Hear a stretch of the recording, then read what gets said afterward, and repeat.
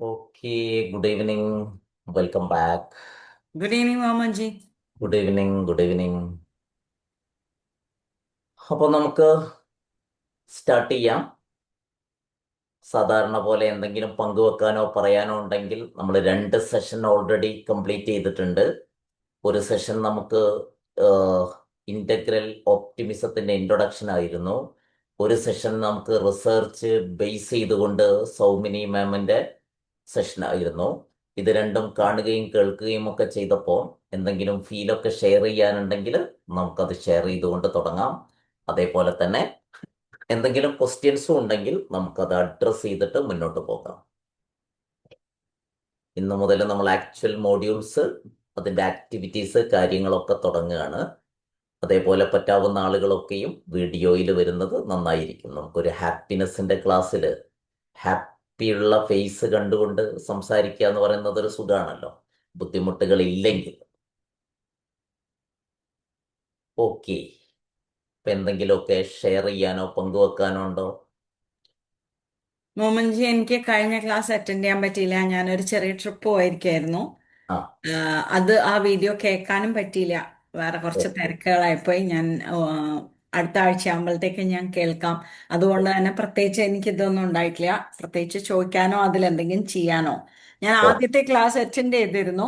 അത് നല്ല ഇൻട്രസ്റ്റിംഗ് ആയതുകൊണ്ടാണ് ഞാൻ ജോയിൻ ചെയ്തത്. ഞാൻ രണ്ടു വട്ടം ആലോചിച്ചിരുന്നു അത് വേണോ ഇപ്പോ എന്നുള്ളത്. പക്ഷെ അന്നത്തെ ക്ലാസ് ഭയങ്കര ഇൻട്രസ്റ്റിംഗ് ആയിട്ട് തോന്നി. അപ്പൊ എനിക്ക് തോന്നി അതെന്തായാലും ചെയ്യണം. അങ്ങനെയാണ് പിന്നെ ഞാൻ ജോയിൻ ചെയ്തത്. അപ്പോ ഓ, അതുകൊണ്ട് ഞാൻ ആ മറ്റേ റിസർച്ച് ഇത് ഞാൻ കേൾക്കാം. ഞാൻ കേട്ടിട്ടില്ല. ഞാൻ ആദ്യം പറഞ്ഞല്ലോ, ഞാൻ അതിന്റെ ക്ലാസ് പോസിറ്റീവ് സൈക്കോളജിയുടെ ഇത് ഞാൻ ചെയ്തതായിരുന്നു. പക്ഷെ ഇപ്പൊ അത് ചെയ്തിട്ട് ഇപ്പൊ കുറെ കൊല്ലായില്ലേ. അപ്പൊ യെസ്, അതിനനുസരിച്ച് കുറെ പുതിയ ചേഞ്ചസും ബാക്കിയുള്ളതും ഒക്കെ വന്നിട്ടുണ്ടാവും. ഞാൻ പുതിയ റിസർച്ചുകളും പുതിയ സ്റ്റഡീസും എപ്പോഴും വന്നുകൊണ്ടിരിക്കുന്നതാണല്ലോ. അപ്പൊ യെസ്. അതൊക്കെ എന്താണെന്ന് അറിയാമെന്ന് വിചാരിച്ചു.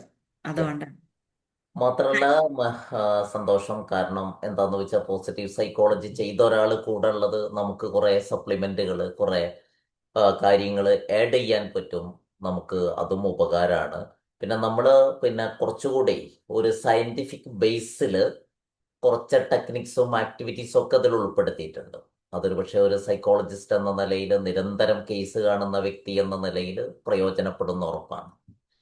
റൈറ്റ്. ഞാൻ അതിൽ പഠിച്ച ഒരു കാര്യം അന്ന് ഞാൻ പറയണം എന്ന് വിചാരിച്ചിരുന്നു. അന്ന് പിന്നെ ടൈം ഉണ്ടായിരുന്നില്ല.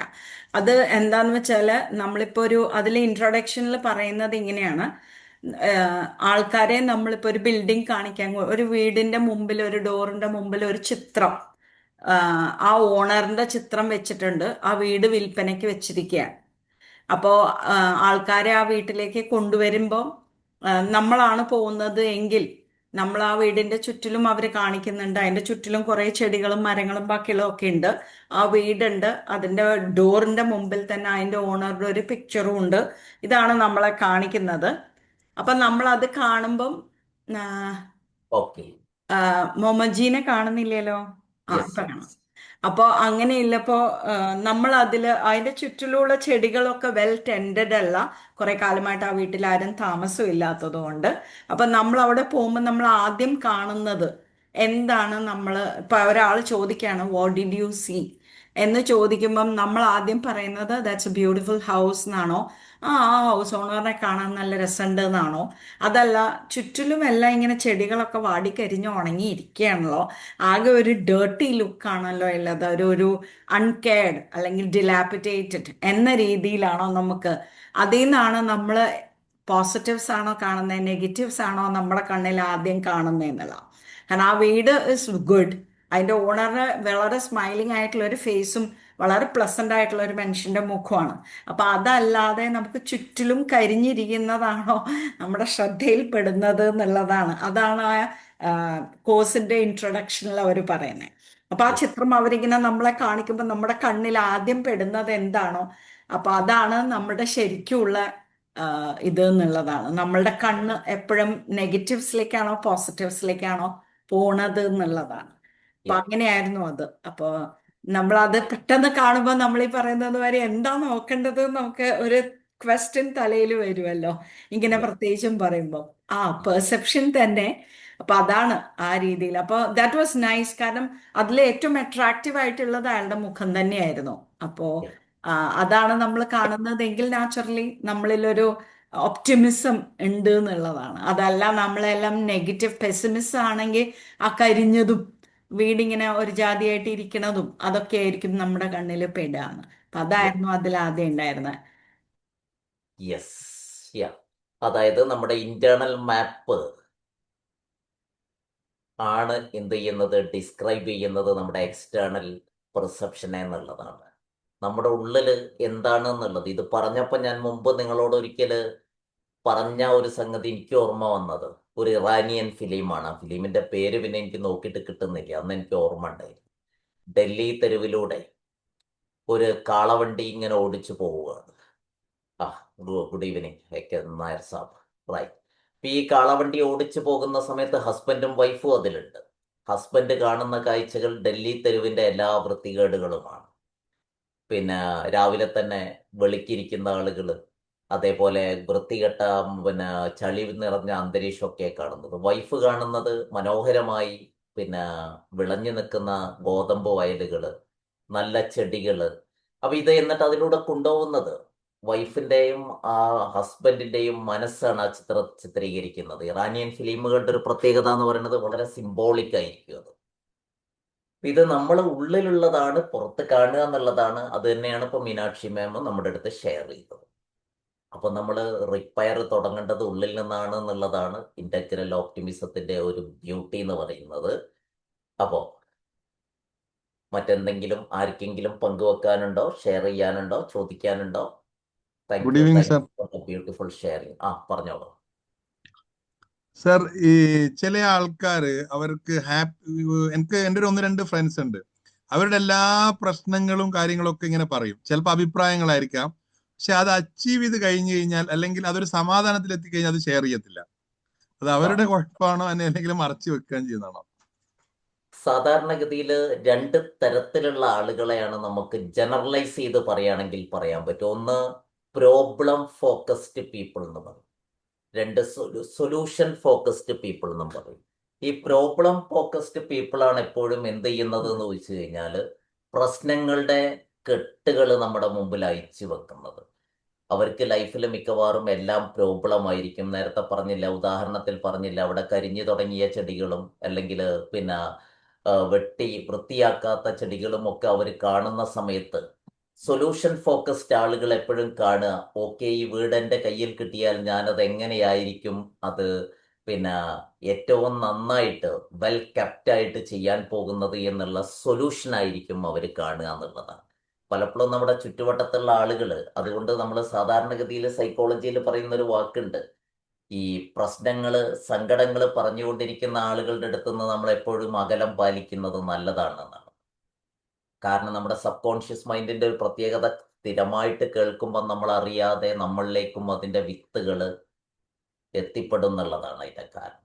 അപ്പൊ അതുകൊണ്ട് തന്നെ പ്രോബ്ലം പറയുന്നവരെ നമ്മൾ പരിശോധിച്ച് നോക്കിയാൽ അവരുടെ പ്രശ്നങ്ങൾ ഒരിക്കലും പരിഹരിക്കപ്പെടാറില്ല എന്നുള്ളത് കൂടി നമുക്ക് കാണാൻ പറ്റും. അപ്പൊ അത് ആളുകളുടെ ഒരു പ്രത്യേകതയാണത്. ചില ആളുകൾ സങ്കടം, വിഷമം, പ്രയാസം, ഈവൻ നമ്മുടെ മതപരമായ പ്രാർത്ഥനകൾ പോലും നിങ്ങൾ ശ്രദ്ധിച്ചിട്ടില്ലേ? കഴിഞ്ഞ ക്ലാസ്സിൽ സൗമിനി മാം അത് പറഞ്ഞിരുന്നു. നമുക്ക് ദാരിദ്ര്യം തരരുതേ, അസുഖങ്ങൾ തരരുതേ എന്ന് പറയുന്ന സമയത്ത് നമ്മൾ പറയുമ്പോൾ ഉണ്ടാവുന്ന ഒരു സംഗതി അവിടെ പ്രോബ്ലം ഫോക്കസ്ഡ് ആണ്. ഇത് നമ്മളുടെ ഇതിലൊരു സംസ്കാരത്തിന്റെ ഭാഗം കൂടിയിട്ട് അങ്ങനെ പറഞ്ഞ് പഠിച്ചു പോയത് കൊണ്ട് കൂടിയാണ്. അത് എല്ലാവരും പ്രോബ്ലക്കാരനാവണം എന്നില്ല, പക്ഷെ അത് മാറ്റണം എന്നുള്ളതാണ് അഫർമേഷന്റെ.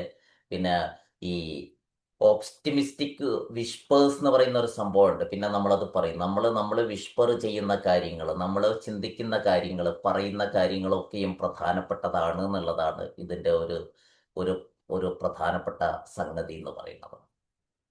അപ്പൊ അങ്ങനെ പറയുന്ന ആളുകള് അവർക്കൊരു സന്തോഷം ഉണ്ടായാൽ അവർ മിണ്ടുകയില്ല. സങ്കടങ്ങൾ എപ്പോഴും പറഞ്ഞുകൊണ്ടിരിക്കുന്നതും നമുക്ക് കാണാൻ പറ്റും. Okay. അതേപോലെയാണ് പ്രോബ്ലം സോൾവ് ചെയ്ത് ക്ലയന്റ് ഹാപ്പി ആയി കഴിഞ്ഞു കഴിഞ്ഞാൽ നമ്മളെ വിളിക്കുകയോ ഞാൻ ആ ഓക്കെ ആയി ഫൈൻ താങ്ക് യു എന്ന് പറയുകയോ ചെയ്യില്ല. അത് അപ്പൊ ഇനീഷ്യലി എനിക്കത് ഭയങ്കര വിഷമം ഉണ്ടാക്കായിരുന്നു. കാരണം അവര് എന്തുകൊണ്ട് നമ്മളോട് പ്രോബ്ലം വന്ന് പറയും, നമ്മൾക്ക് അതിന് സൊല്യൂഷൻ കിട്ടിക്കഴിയുമ്പോൾ എന്തുകൊണ്ട് നമ്മളോടൊരു താങ്ക് യു പറയണ്ട, ബട്ട് അറ്റ്ലീസ്റ്റ് നമ്മളെ ഒന്ന് let's know that they are fine, അത് ചെയ്യില്ല. പക്ഷെ ഇപ്പൊ ഞാനത് യൂസ്ഡ് ആയി. കാരണം എന്തുകൊണ്ടാന്ന് വെച്ചാൽ അവർക്ക് കിട്ടേണ്ട കിട്ടി, അപ്പൊ ഇനിയിപ്പോ നമ്മുടെ ആവശ്യമില്ല, അതുകൊണ്ട് നമ്മളുമായിട്ട് കോണ്ടാക്റ്റിന്റെ ആവശ്യമില്ല. അപ്പൊ ഞാൻ അസ്യൂം ചെയ്യും, ഇപ്പൊ ആരെങ്കിലും ഫർദർ എന്നെ വിളിച്ചില്ല കണ്ടില്ല, ദേ ആർ ഫൈൻ. അങ്ങനെ ആവുമ്പോൾ നമുക്ക് സമാധാനമുണ്ട്. ആ രീതിയിലല്ലാതെ വേറെ നിവൃത്തിയില്ല. കാരണം ചില ആൾക്കാരുണ്ട്, പക്ഷെ they genuinely will call and let us know that I'm perfectly all right, thank you for all the help, അങ്ങനെയൊക്കെ പറയുന്നവരുണ്ട്. പക്ഷെ അതിന്റെ എണ്ണം കമ്പാരിറ്റീവ്ലി കുറവാണ്. അത്രേ ഉള്ളൂ. ഈ പറഞ്ഞത് കഴിഞ്ഞ ഒരു 25 വർഷത്തെ എക്സ്പീരിയൻസ് ആണ് എന്നെ സംബന്ധിച്ചിടത്തോളം. കാരണം ഈ ഫീൽഡിലേക്ക് വന്ന അന്ന് മുതലുള്ളതാണ്. പക്ഷെ നമുക്കറിയാം അത് മനുഷ്യ സഹജമാണ്. നമുക്ക് കിട്ടേണ്ടത് കിട്ടിക്കഴിഞ്ഞാൽ അവര് പിന്നെ ഗ്രാറ്റിറ്റ്യൂഡ് ഇല്ലാത്തത് കൊണ്ടല്ല. അത് എന്താന്ന് വെച്ച് കഴിഞ്ഞിട്ടുണ്ടെങ്കിൽ അവരങ്ങനെ ആയതാണ്. കാരണം എന്താന്ന് വെച്ചാൽ നമുക്കിപ്പോൾ ഒരു പ്രശ്നം പരിഹരിക്കപ്പെട്ടു, അതിനിപ്പോൾ എന്താണ് നമ്മൾ ഇതാക്കേണ്ടത് എന്നുള്ളത്, അത് നമ്മുടെ ഒരു കൾച്ചറിന്റെ ഭാഗം കൂടിയാണ് കേട്ടോ. നമ്മുടെ ഒരു മലയാളി അല്ലെങ്കിൽ ഇന്ത്യൻ കൾച്ചറിന്റെ ഭാഗം കൂടിയാണ്. നേരെ മറിച്ച് ഇതൊന്ന് വ്യത്യസ്തമായിട്ട് എനിക്ക് അനുഭവപ്പെട്ടത് തമിഴ്നാട്ടിൽ നിന്നുള്ള ചില കേസുകളാണ്. നമുക്ക് ഓൺലൈനിൽ തമിഴ്നാട്ടിൽ നിന്ന് കണ്ടിട്ടുള്ള ചില കേസുകളിൽ അവർക്ക് മാറിയാൽ ആ വിവരം നമ്മളെ വിളിച്ച് പറയും. എല്ലാവരും അവിടുന്ന് ഒരു 8 10 കേസുകൾ ഞാൻ കണ്ടിട്ടുണ്ടാവും. പിന്നെ ഓൺലൈനിൽ പല സുഹൃത്തുക്കൾ കൊടുത്തത്. പക്ഷെ എല്ലാവരും അതിൻ്റെ മാറിയാൽ ആ വിവരവും പറയും, മാറിയിട്ടില്ലെങ്കിൽ ആ വിവരവും അവർ പറയാറുണ്ട് എന്നുള്ളതാണ്. തമിഴ് കൾച്ചർ എപ്പോഴും നമ്മൾ ഇന്ത്യൻ കൾച്ചറിൽ നിന്ന് ഒരല്പം വ്യത്യസ്തമായിട്ട് ഫീൽ ചെയ്തിട്ടുണ്ട്. തമിഴ്നാട്ടിൽ പലപ്പോൾ പോയപ്പോഴും ഇതുപോലെ തന്നെ. പിന്നെ ബാക്കി ഈ ഒരു സംസ്കാരം ഉള്ളത് യൂറോപ്യൻ കൾച്ചറിലാണ്. അവിടെ നമുക്ക് കൃത്യമായിട്ട് കാണാൻ പറ്റും. അവർ കൃത്യമായിട്ട് പിന്നെ ഗ്രാറ്റിറ്റ്യൂഡ് കാണിക്കുന്നതിലും പറയുന്നതിലും വളരെ വളരെ വളരെ മുന്നിലാണ്. ഇതൊക്കെ കൾച്ചറിന്റെ ഒരു ഭാഗം കൂടിയാണെന്ന് എനിക്ക് തോന്നുന്നത്. നമ്മുടെ മലയാളികളുടെ ഏറ്റവും വലിയ പ്രശ്നം എന്താണെന്ന് വെച്ച് കഴിഞ്ഞാൽ, നമുക്ക് എന്തെങ്കിലും കിട്ടിക്കഴിഞ്ഞാൽ പിന്നെ നമ്മൾ ഓക്കെയാണ്. നമ്മളത് മറ്റുള്ളവരോട് പ്രകടിപ്പിക്കുന്നതിൽ അതിന് നമ്മളൊരു ആറ്റിറ്റ്യൂഡ് ഇങ്ങനെ എന്താ അപ്പോൾ അത് പറയാൻ മാത്രം എന്നുള്ളതാണ് നമ്മളുടെ ഒരു ആറ്റിറ്റ്യൂഡ് എന്നാണ് എനിക്ക് തോന്നുന്നത്. ഒരു കുഴപ്പമല്ല, ഒരു കൾച്ചറിന്റെ ഭാഗമാണെന്നുള്ളതാണ് എൻ്റെ ഒരു തിരിച്ചറിയൽ. പിന്നെ ഈ പറഞ്ഞതുപോലെ ചില ആളുകൾ ചിലപ്പം അവരുടെ നല്ല കാര്യങ്ങൾ പലപ്പോഴും നമ്മൾ അറിയിക്കാറുണ്ട് എന്നുള്ളതും യാഥാർത്ഥ്യമാണ്. പക്ഷെ അത് നമ്പർ ഓഫ് അത്തരം ആളുകളുടെ നമ്പർ കുറവാണെന്ന് മാത്രം. ഓക്കെ, അപ്പൊ എന്തായാലും സന്തോഷം. നമുക്ക് ഇങ്ങനെ മിണ്ടിയും പറഞ്ഞും തുടങ്ങുമ്പോൾ ഒരു സുഖമാണ്, ഒരു സന്തോഷമാണ്. അതുകൊണ്ടാണ് നമ്മളിങ്ങനെ തുടക്കത്തിൽ ഇങ്ങനെ ചെയ്യുന്നത്. എന്തായാലും നമുക്ക് സ്റ്റാർട്ട് ചെയ്യാം. ആസിസ, നമ്മളെ കണ്ടിട്ട് കാലം കുറയും, കേൾക്കാറുണ്ടെങ്കിൽ പോലും ഫൈൻ. അപ്പൊ നമുക്ക് മുന്നോട്ട് പോവാം.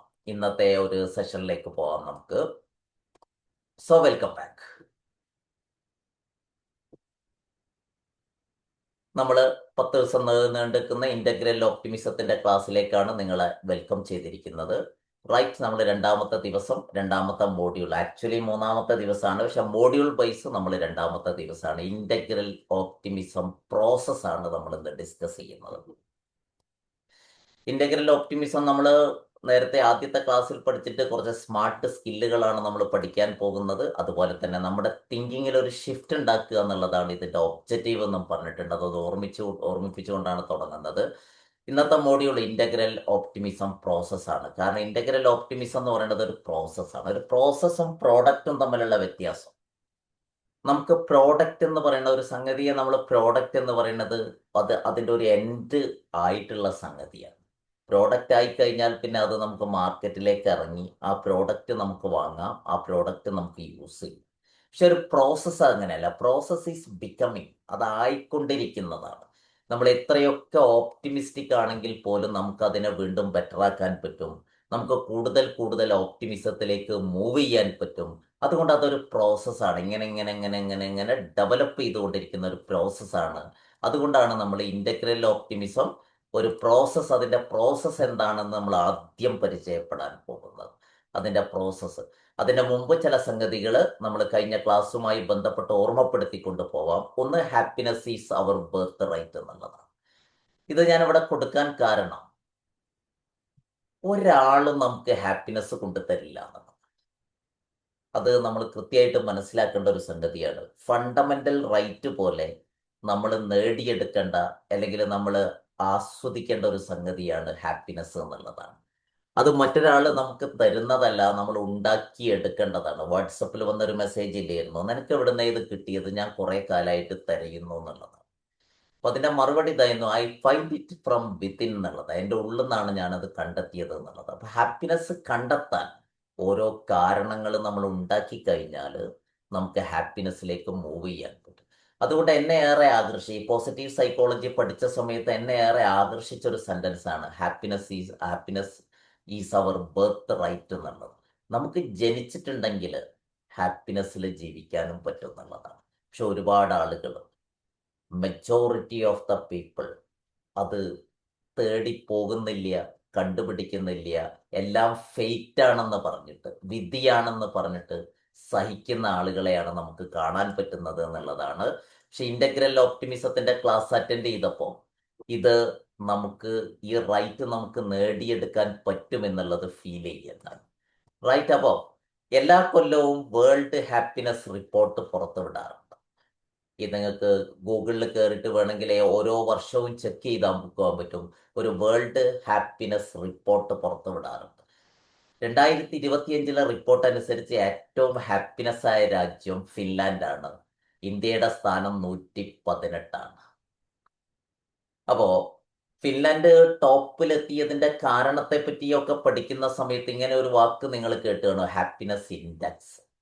നമുക്ക് GDP ഒക്കെ നമ്മൾ നോക്കാറുണ്ട് അല്ലെ, നമ്മുടെ രാജ്യത്തിന്റെ പിന്നെ എത്രത്തോളം നമ്മളെ രാജ്യത്തിന്റെ പുരോഗതിയൊക്കെ നോക്കാറുണ്ട്. എന്നാൽ ഭൂട്ടാൻ എന്ന് പറയുന്ന രാജ്യത്തിന്റെ ഭരണഘടനയുടെ പ്രിയാമ്പിളിൽ തന്നെ പറയുന്ന സംഗതിയാണ് ഹാപ്പിനെസ് ഇൻഡെക്സ് എന്ന് പറയുന്നത്. നമുക്കൊരു രാജ്യത്തിന്റെ പുരോഗതി എന്ന് പറയുന്നത് ആ രാജ്യത്തുള്ള ആളുകൾ എത്രമാത്രം ഹാപ്പിയാണ് എന്നുള്ളതാണ് ഹാപ്പിനെസ് ഇൻഡെക്സ് കൊണ്ട് സൂചിപ്പിക്കുന്നത്. അപ്പോൾ ഈ ഹാപ്പിനെസ് ഇൻഡെക്സ് വെച്ചുകൊണ്ടാണ് വേൾഡ് ഹാപ്പിനെസ് റിപ്പോർട്ട് എല്ലാ വർഷവും പുറത്തു വിടാറുള്ളത്. അപ്പോൾ അതിൻ്റെ ഒരു കണക്ക് ഞാൻ കാണിക്കാം. പക്ഷേ ഈ ഹാപ്പിനെസ് ഇൻഡെക്സ്, ഹാപ്പിനെസ്സിന്റെ വേണ്ടി മാത്രം ഒരു മിനിസ്റ്റർ ഉള്ള രാജ്യമാണ് UAE. ആളുകളുടെ ഹാപ്പിനെസ് നോക്കാൻ വേണ്ടി മാത്രം ഒരു മന്ത്രി അല്ലെങ്കിൽ രാജാവിന്റെ കീഴിൽ അത്തരത്തിൽപ്പെട്ട ഒരു പോർട്ട്ഫോളിയോ ഉള്ള രാജ്യമാണ് UAE.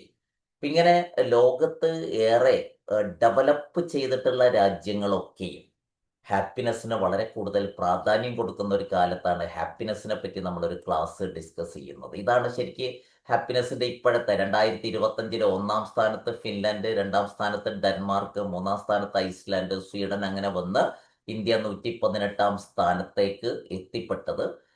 അല്ലെങ്കിൽ 118-ാം സ്ഥാനത്താണ് ഇന്ത്യ ഉള്ളത്. വെറുതെ ഒരു ജസ്റ്റ് ഫോർ എ തിങ്കിങ്, മറ്റൊന്നിനും വേണ്ടിയല്ല, നമ്മളൊരു തിങ്കിങ് ആണ്. വേണമെങ്കിൽ ഫിൻലാൻഡിനെ പറ്റിയൊക്കെ ഇത്തിരി പഠിച്ചു നോക്കുന്നത് നല്ലതാണ്. ഫിൻലാൻഡിലെ എഡ്യൂക്കേഷൻ സിസ്റ്റത്തൊക്കെ നിങ്ങൾ ശ്രദ്ധിച്ചിട്ടുണ്ടാവും. അവിടെ 18 വയസ്സ് വരെ എക്സാം പോലും നടത്താതെ നമ്മൾ വിദ്യാഭ്യാസം കൃത്യമായി കൊടുത്തുകൊണ്ട്, അത് നമ്മളെപ്പോലെ ബുക്കിഷ് അല്ലാതെ ജീവിതത്തിൽ പരിശീലിച്ചുകൊണ്ട് എങ്ങനെ നമുക്ക് ഹാപ്പി ആയിട്ട് ജീവിക്കാൻ പറ്റും. നമ്മൾ മനഃശാസ്ത്രം പഠിക്കുന്ന ആളുകൾ എന്നുള്ള നിലക്ക് ലൈഫിന്റെ എൻഡ് ഗോൾ എന്ന് പറയുന്നത്, അല്ലെങ്കിൽ ജീവിതത്തിന്റെ ഏറ്റവും പരമപ്രധാനമായ ലക്ഷ്യം എന്ന് പറയുന്നത് ഹാപ്പിനെസ്സിലേക്ക് എത്തുക എന്നുള്ളതാണ് അല്ലെ. നമുക്ക് ഫാദർ ഓഫ് പോസിറ്റീവ് സൈക്കോളജി ആയിട്ട് അറിയപ്പെടുന്നത് മാർട്ടിൻ സെലിഗ്മാൻ ആണ്. അദ്ദേഹത്തെ പറ്റി കഴിഞ്ഞ ക്ലാസ്സിൽ സൗമിനി മാം പറഞ്ഞത് നിങ്ങൾ ഓർക്കുന്നുണ്ടായിരിക്കും. ഇതൊക്കെ നമ്മൾ മനസ്സിലേക്ക്, നിങ്ങളുടെ ചിന്തക്ക്, അല്ലെങ്കിൽ ഇത്തരം കാര്യങ്ങളൊക്കെയും തന്നെ ചിന്തയിലൊന്ന് വരട്ടെ എന്ന് വിചാരിച്ചൊരു തുടക്കത്തിൽ ഞാൻ ഇങ്ങനത്തെ സംഗതികൾ ഇടുന്നു എന്ന് മാത്രം. അപ്പോൾ ഇതായിരുന്നു കഴിഞ്ഞ ക്ലാസ്സിൽ പറഞ്ഞ ഹാപ്പിനെസിന്റെ ഫോർമുല. നിങ്ങൾ ഓർക്കുന്നുണ്ടാവും. H=S+C+B എന്ന് പറഞ്ഞൊരു സംഗതി ഉണ്ടായിരുന്നു. H എൻഡ്യൂറിങ് ഹാപ്പിനെസ് ആണ്, നമ്മളിൽ നിലനിൽക്കുന്ന ഹാപ്പിനെസ് ആണ്. അതിൽ 50% വരുന്നത് നമ്മുടെ സെറ്റ് പോയിന്റ് ആണ്, അഥവാ നമ്മുടെ ജെനറ്റിക്സ് ആണെന്ന് പറഞ്ഞു. സർക്കംസ്റ്റാൻസ് 10%, സാഹചര്യങ്ങൾ 10% എന്ന് പറഞ്ഞു. വോളണ്ടറി ആക്ഷൻസ് ആൻഡ് ചോയ്സസ് 40% എന്ന് പറഞ്ഞു. ഇതൊക്കെ കഴിഞ്ഞ ക്ലാസ്സിൽ മാം പറഞ്ഞ കാര്യങ്ങളാണ്. അപ്പൊ ഈ സംഗതികൾ നമ്മൾ കണ്ടപ്പോ നമുക്ക് ഹാപ്പിനെസ് ഉണ്ടാക്കാൻ പറ്റുന്ന പ്രധാനപ്പെട്ട ഒരു ഏരിയയാണ് ഈ വോളണ്ടറി ആക്ഷൻസ്. ഇവിടെ നമുക്ക് എന്തൊക്കെ ചെയ്യാൻ പറ്റും എന്നുള്ളതാണ്. ജെനറ്റിക്സിൽ നമുക്ക് കാര്യമായിട്ടൊന്നും ചെയ്യാനില്ല. സർക്കംസ്റ്റാൻസിനെ ഈ 40% റെഡിയാക്കി കഴിഞ്ഞാൽ സർക്കംസ്റ്റാൻസിനെ നമുക്ക് എന്ത് ചെയ്യാൻ പറ്റും? നമ്മൾ ഉദ്ദേശിക്കുന്ന രൂപത്തിലേക്ക് മാറ്റാൻ പറ്റും എന്നുള്ളതാണ്. ഇതിന് പറയുന്ന മറ്റൊരു പേരാണ് 50+40+10 റൂൾ എന്ന് നമുക്ക് കാണാൻ പറ്റും. എന്ന് പറഞ്ഞാൽ 50% ജെനറ്റിക്സ് ആണ്. പക്ഷെ ഈ ജെനറ്റിക്സിന്റെ കാര്യങ്ങളെ പോലും മറികടക്കുന്നതിന് അല്ലെങ്കിൽ ഒരു പരിധിവരെ കൺട്രോൾ ചെയ്യുന്നതിന് ഈ 40+10 റൂള് നമ്മളെ സഹായിക്കും എന്നുള്ളതാണ്. അത് എങ്ങനെയെന്നുള്ളത് നമ്മൾ ഇനി വരാൻ പോകുന്ന ഓരോരോ ക്ലാസ്സുകളിലായിട്ട് അതിന്റെ ടെക്നിക്സും കാര്യങ്ങളും ഇവിടെയാണ് നമ്മൾ ഫോക്കസ് ചെയ്യുന്നത്. ഈ സർ 40+10 നമ്മൾ ഫോക്കസ് ചെയ്യുന്നത്.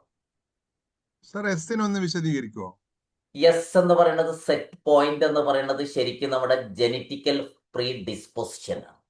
അതായത് നമ്മളുടെ ഹാപ്പിനെസ്സിനെ പോലും നമ്മുടെ ജെനറ്റിക്സ് എന്ത് ചെയ്യുന്നുണ്ട് എന്ന് ചോദിച്ചാൽ സ്വാധീനിക്കുന്നുണ്ട് എന്നുള്ളതാണ്.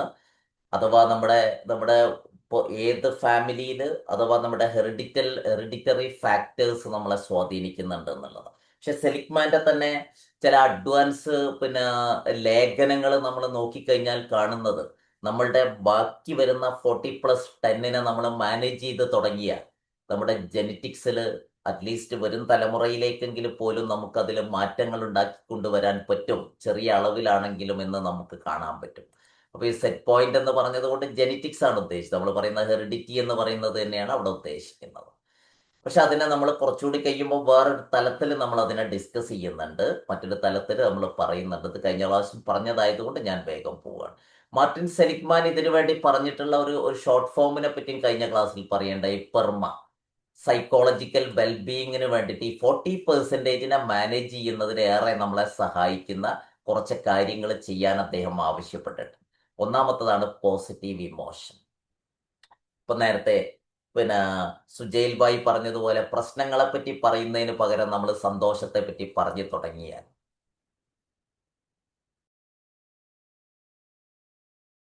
ഓക്കെ. അപ്പൊ സന്തോഷത്തെ പറ്റി പറയാൻ തുടങ്ങിക്കഴിഞ്ഞാൽ നമ്മള് ഇപ്പം ഒരുപാട് ആളുകൾ, നിങ്ങൾക്ക് ഏറ്റവും സുപരിചിതമായ സംഗതിയാണ് ഗ്രാറ്റിറ്റ്യൂഡ് ജേണൽ.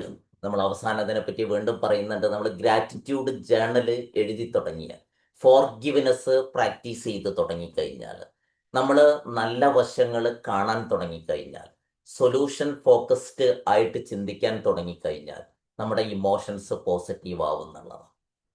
ഇപ്പോൾ ഞാൻ കണ്ടുകൊണ്ടിരിക്കുന്ന ഒരു കേസിൽ തന്നെ ഞാൻ ഈ ഒരു സംഗതി വളരെ ഇഫക്റ്റീവായിട്ട് ഉപയോഗിച്ച സമയത്ത് എനിക്ക് വളരെ വളരെ മനോഹരമായിട്ടുള്ള റിസൾട്ട് കിട്ടിയിട്ട് അവരോട് ചെയ്യിച്ചത് CBTയിൽ ഒരു വർക്കാണ് ആക്ച്വലി ചെയ്യിച്ചത്. ഒന്നാമത്തെ കോളത്തിൽ അവരുടെ പ്രശ്നം, ഞാൻ കഴിഞ്ഞ ക്ലാസ്സിലും ഇത് പറഞ്ഞിരുന്നു, അവരുടെ പ്രശ്നം അവരെഴുതുന്നു, അതിൻ്റെ ഫീലിംഗ് എഴുതുന്നു. മൂന്നാമത്തെ കോളത്തിൽ അവരുടെ സെൻസേഷൻസ്, ബോഡി സെൻസേഷൻസ് എഴുതുന്നു. നാലാമത്തെ കോളത്തിൽ കഷ്ടപ്പെട്ട് ഇതിൽ നിന്ന് എന്ത് പഠിക്കാൻ പറ്റി, ഇതുമായി ബന്ധപ്പെട്ട ഒരു പോസിറ്റീവ് തോട്ട് ഉണ്ടാക്കിയെടുക്കുന്നു. ഇപ്പൊ ആ സിറ്റിംഗ് ഏകദേശം 7-8 സിറ്റിങ്ങുകൾ ഞങ്ങൾ ഇരുന്ന് കഴിഞ്ഞു. അവർക്ക് ബാംഗ്ലൂർ വരേണ്ടതുണ്ട് ഒരു ഇതിന് വേണ്ടിയിട്ട്. ആദ്യത്തെ സിറ്റിങ്ങിൽ അവർ പറഞ്ഞത് എനിക്കൊരു എക്സാം എഴുതാൻ ബാംഗ്ലൂർ വരണം, ഞാൻ എന്താക്കും എന്ത് ചെയ്യും എന്നുള്ളതായിരുന്നു അവർ പറഞ്ഞിരുന്നത്. എനിക്ക് അത് ആലോചിച്ചിട്ട് പോലും, കാരണം അവർക്ക് പാനിക് അറ്റാക്ക് ഉണ്ട്, അവർക്ക് ഒരുപാട് പ്രശ്നങ്ങളുണ്ട്, അങ്ങനെ ഒരുപാട് ബുദ്ധിമുട്ടുള്ള അവര് ഇക്കഴിഞ്ഞ ശനിയാഴ്ച നമ്മൾ ഇരുന്ന സമയത്ത് പറഞ്ഞത്, ഞാൻ ബാംഗ്ലൂർക്ക് ടിക്കറ്റ് എടുത്തുട്ടോ, എനിക്ക് ഒറ്റയ്ക്ക് പോകാനുള്ള ധൈര്യമായിട്ടോ എന്തെങ്കിലും സംഗതികൾ ഉണ്ടെങ്കിൽ മാനേജ് ചെയ്യാൻ പറ്റുമെന്ന് തോന്നുന്നുണ്ട്. ഞാൻ അവരോട് ചെയ്യിപ്പിച്ച ഒരു പ്രധാന വർക്കായിരുന്നു ഒരു പോസിറ്റീവ് സംഗതി അവരെ എഴുതി ഉണ്ടാക്കുക എന്നുള്ളത്.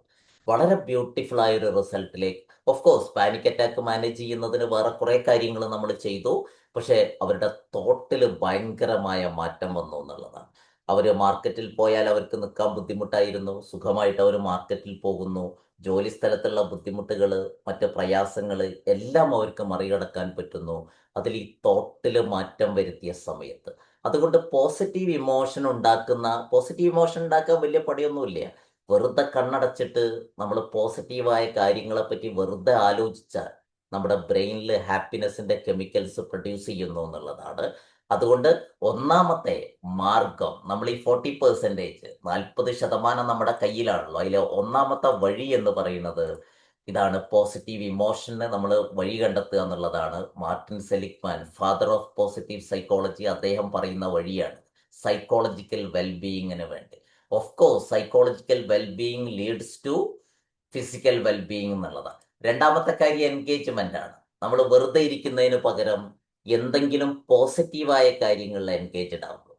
പോസിറ്റീവായ കാര്യങ്ങൾ എന്ന് പറയുന്ന സമയത്ത് നിങ്ങൾക്ക് സോഷ്യൽ സർവീസ് ആവാം, എന്തുമാവാം. നമുക്ക് ഏറ്റവും ചെറിയ കാര്യങ്ങളാണെങ്കിൽ പോലും കഴിഞ്ഞതിൽ പറഞ്ഞതായതുകൊണ്ട് അതൊന്ന് പറഞ്ഞു പോവുകയാണ്. മൂന്നാമത് റിലേഷൻഷിപ്പാണ്, നല്ല ബന്ധങ്ങൾ, പോസിറ്റീവായ ആളുകളുമായിട്ടുള്ള ബന്ധങ്ങൾ, പോസിറ്റീവായ ആളുകളുമായിട്ടുള്ള റിലേഷൻഷിപ്പുകൾ. അടുത്തതാണ് മീനിങ്, നമ്മുടെ ജീവിതത്തിന് ഒരു അർത്ഥം കണ്ടെത്തുക. നമ്മൾ ജീവിക്കുന്നതിന് ഒരു അർത്ഥം കണ്ടെത്തുക, നമ്മൾ ചെയ്യുന്ന ഓരോ കാര്യങ്ങൾക്കും ഒരു അർത്ഥം കണ്ടെത്തുക എന്നുള്ളതാണ്. നെക്സ്റ്റ് വൺ ആണ് അക്കോംപ്ലിഷ്മെന്റ്, ചെറിയ ചെറിയ ഗോളുകൾ സെറ്റ് ചെയ്തുകൊണ്ട് അത് നേടുക എന്നുള്ളതാണ്. ഈ ചെറിയ ഗോളുകൾ സെറ്റ് ചെയ്തത് നേടുക എന്നുള്ളത് ഞാൻ ജീവിതത്തിൽ നന്നായിട്ട് പാലിച്ചിട്ടുള്ള ഒരു സംഗതി. ഞാൻ SSLC TTC കഴിഞ്ഞ് ജോലി കയറിയ ആളാണ്. വെറും 10ാം ക്ലാസ്സും TTCയും. ജോലി കയറുമ്പോൾ എൻ്റെ ലക്ഷ്യം +2 എഴുതിയെടുക്കുക, അന്നത്തെ പ്രീ ഡിഗ്രി എഴുതിയെടുക്കുക എന്നുള്ളത്. അത് എഴുതിയെടുത്തു. പ്രീ ഡിഗ്രി കഴിഞ്ഞപ്പോൾ എൻ്റെ ലക്ഷ്യം, പിന്നെ ഞാൻ അതിൻ്റെ മുകളിലേക്കൊന്നും അന്ന് ലക്ഷ്യം വെച്ചിട്ടില്ല, ഡിഗ്രി കംപ്ലീറ്റ് ചെയ്യുക എന്നുള്ളത്. ഡിഗ്രി കംപ്ലീറ്റ് ചെയ്തു.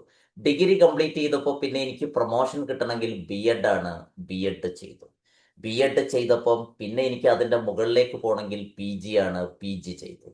അങ്ങനെയാണ് ഞാൻ LP സ്കൂളിൽ അധ്യാപകനായ ഞാൻ അങ്ങനെ PG കഴിഞ്ഞപ്പോൾ പിന്നെ ഞാൻ സെറ്റ് ചെയ്യുക എന്നാണ്, സ്റ്റേറ്റ് എലിജിബിലിറ്റി ടെസ്റ്റ്. അതെഴുതി. അങ്ങനെയാണ് LP സ്കൂളിൽ നിന്ന് ഞാൻ +2ലേക്ക് എത്തിപ്പെടുന്നത്. ഓരോരോ ചെറിയ ഗോളുകൾ സെറ്റ് ചെയ്ത് അങ്ങനെ വരുമ്പോഴാണ് സിജിയുമായിട്ട് ഇടപെടുന്നത്. TTCയിൽ വെച്ചുകൊണ്ട് ഞാൻ സൈക്കോളജി എന്നുള്ള വാക്ക് കേൾക്കുന്നത്. അന്ന് മുതൽ അത് തലയിൽ കയറിയത് കൊണ്ട് പിന്നെ സൈക്കോളജി പഠിക്കുക എന്നുള്ളതായി. അതിന് വേണ്ടിയിട്ട് പിന്നെ അതിൻ്റെ PG ചെയ്തു. പിന്നെ അത് മതിയാവാതെ വന്നപ്പം കൗൺസിലിങ്ങിൽ PG ഡിപ്ലോമ ചെയ്തു. PG ഡിപ്ലോമ ചെയ്ത് അത് കഴിഞ്ഞപ്പോൾ പിന്നെ അതിൻ്റെ PhDയിലേക്ക് വന്നു. ഇങ്ങനെ ഓരോന്ന് കഴിഞ്ഞ് ഗോൾ സെറ്റ് ചെയ്ത് അത് നേടുമ്പോൾ നമുക്ക് കിട്ടുന്ന ഒരു സന്തോഷമുണ്ട്. നമ്മൾ ഗോൾ സെറ്റ് ചെയ്യുന്നു, അത് നേടിയെടുക്കുമ്പോൾ കിട്ടുന്ന ഒരു സന്തോഷമുണ്ട്. ഇത് ഇങ്ങനെ നമുക്ക് ഗോളുകൾ സെറ്റ് ചെയ്തുകൊണ്ട് നേടിയെടുക്കുക എന്നുള്ളത് ഇന്റഗ്രൽ ഓപ്റ്റിമിസത്തിന്റെ വളരെ പ്രധാനപ്പെട്ട ഒരു സംഗതിയാണ്. നമ്മൾ പലപ്പോഴും വലിയ ഗോളുകൾ സെറ്റ് ചെയ്തിട്ട് ചിലപ്പം മറിഞ്ഞ് വീഴുന്നതിന് പകരം ചെറിയ ഗോളുകൾ സെറ്റ് ചെയ്തുകൊണ്ട് അത് നേടിയെടുക്കുക. ഓട്ടോമാറ്റിക്കലി നമ്മൾ വലിയ ഗോളുകളിലേക്ക് നമുക്ക് അങ്ങനെ മൂവ് ചെയ്യാൻ പറ്റും. കാരണം പണ്ടൊക്കെ നമ്മൾ പറഞ്ഞിരുന്നത് failure is the stepping stone to success എന്നാണെങ്കിൽ ഇന്ന് നമ്മൾ പറയുന്നത് small success leads to greater success എന്നുള്ളതിലേക്കാണ് നമ്മൾ ഇന്ന് പറയുന്നത്. ചെറിയ വിജയങ്ങൾ നമ്മളെ വലിയ വിജയത്തിലേക്ക് എത്തും എന്നുള്ളതാണ്. അപ്പൊ എന്തായാലും കഴിഞ്ഞ ക്ലാസ്സിൽ പറഞ്ഞ സംഗതി ആയതുകൊണ്ട് ഞാൻ നീട്ടിപ്പരത്തി പറയുന്നില്ല. ഈ 40% നമ്മളെ കയ്യിലുള്ള 40%ന് ഇത് ശീലമാക്കിയാൽ, എങ്ങനെ അത് ചെയ്യണം എന്നുള്ളത് നമ്മൾ ഇന്ന് പറയും. ശീലമാക്കിയാൽ നമുക്ക് ഈ സൈക്കോളജിക്കൽ വെൽബീയിങ്ങിലേക്ക് എത്താൻ പറ്റും എന്നുള്ളതാണ്. ഈ പെർമ എന്ന് പറയുന്നത് നിങ്ങൾ ഗൂഗിളിൽ അടിച്ചു നോക്കിക്കഴിഞ്ഞാൽ നിങ്ങൾക്ക് ഈ ഫുൾ ഫോം കിട്ടും. ഇത് മാർട്ടിൻ സെലിഗ്മാൻ ഇതിനെ വിളിച്ചത് 5 പില്ലേഴ്സ് ഓഫ് സൈക്കോളജിക്കൽ വെൽബീയിങ്.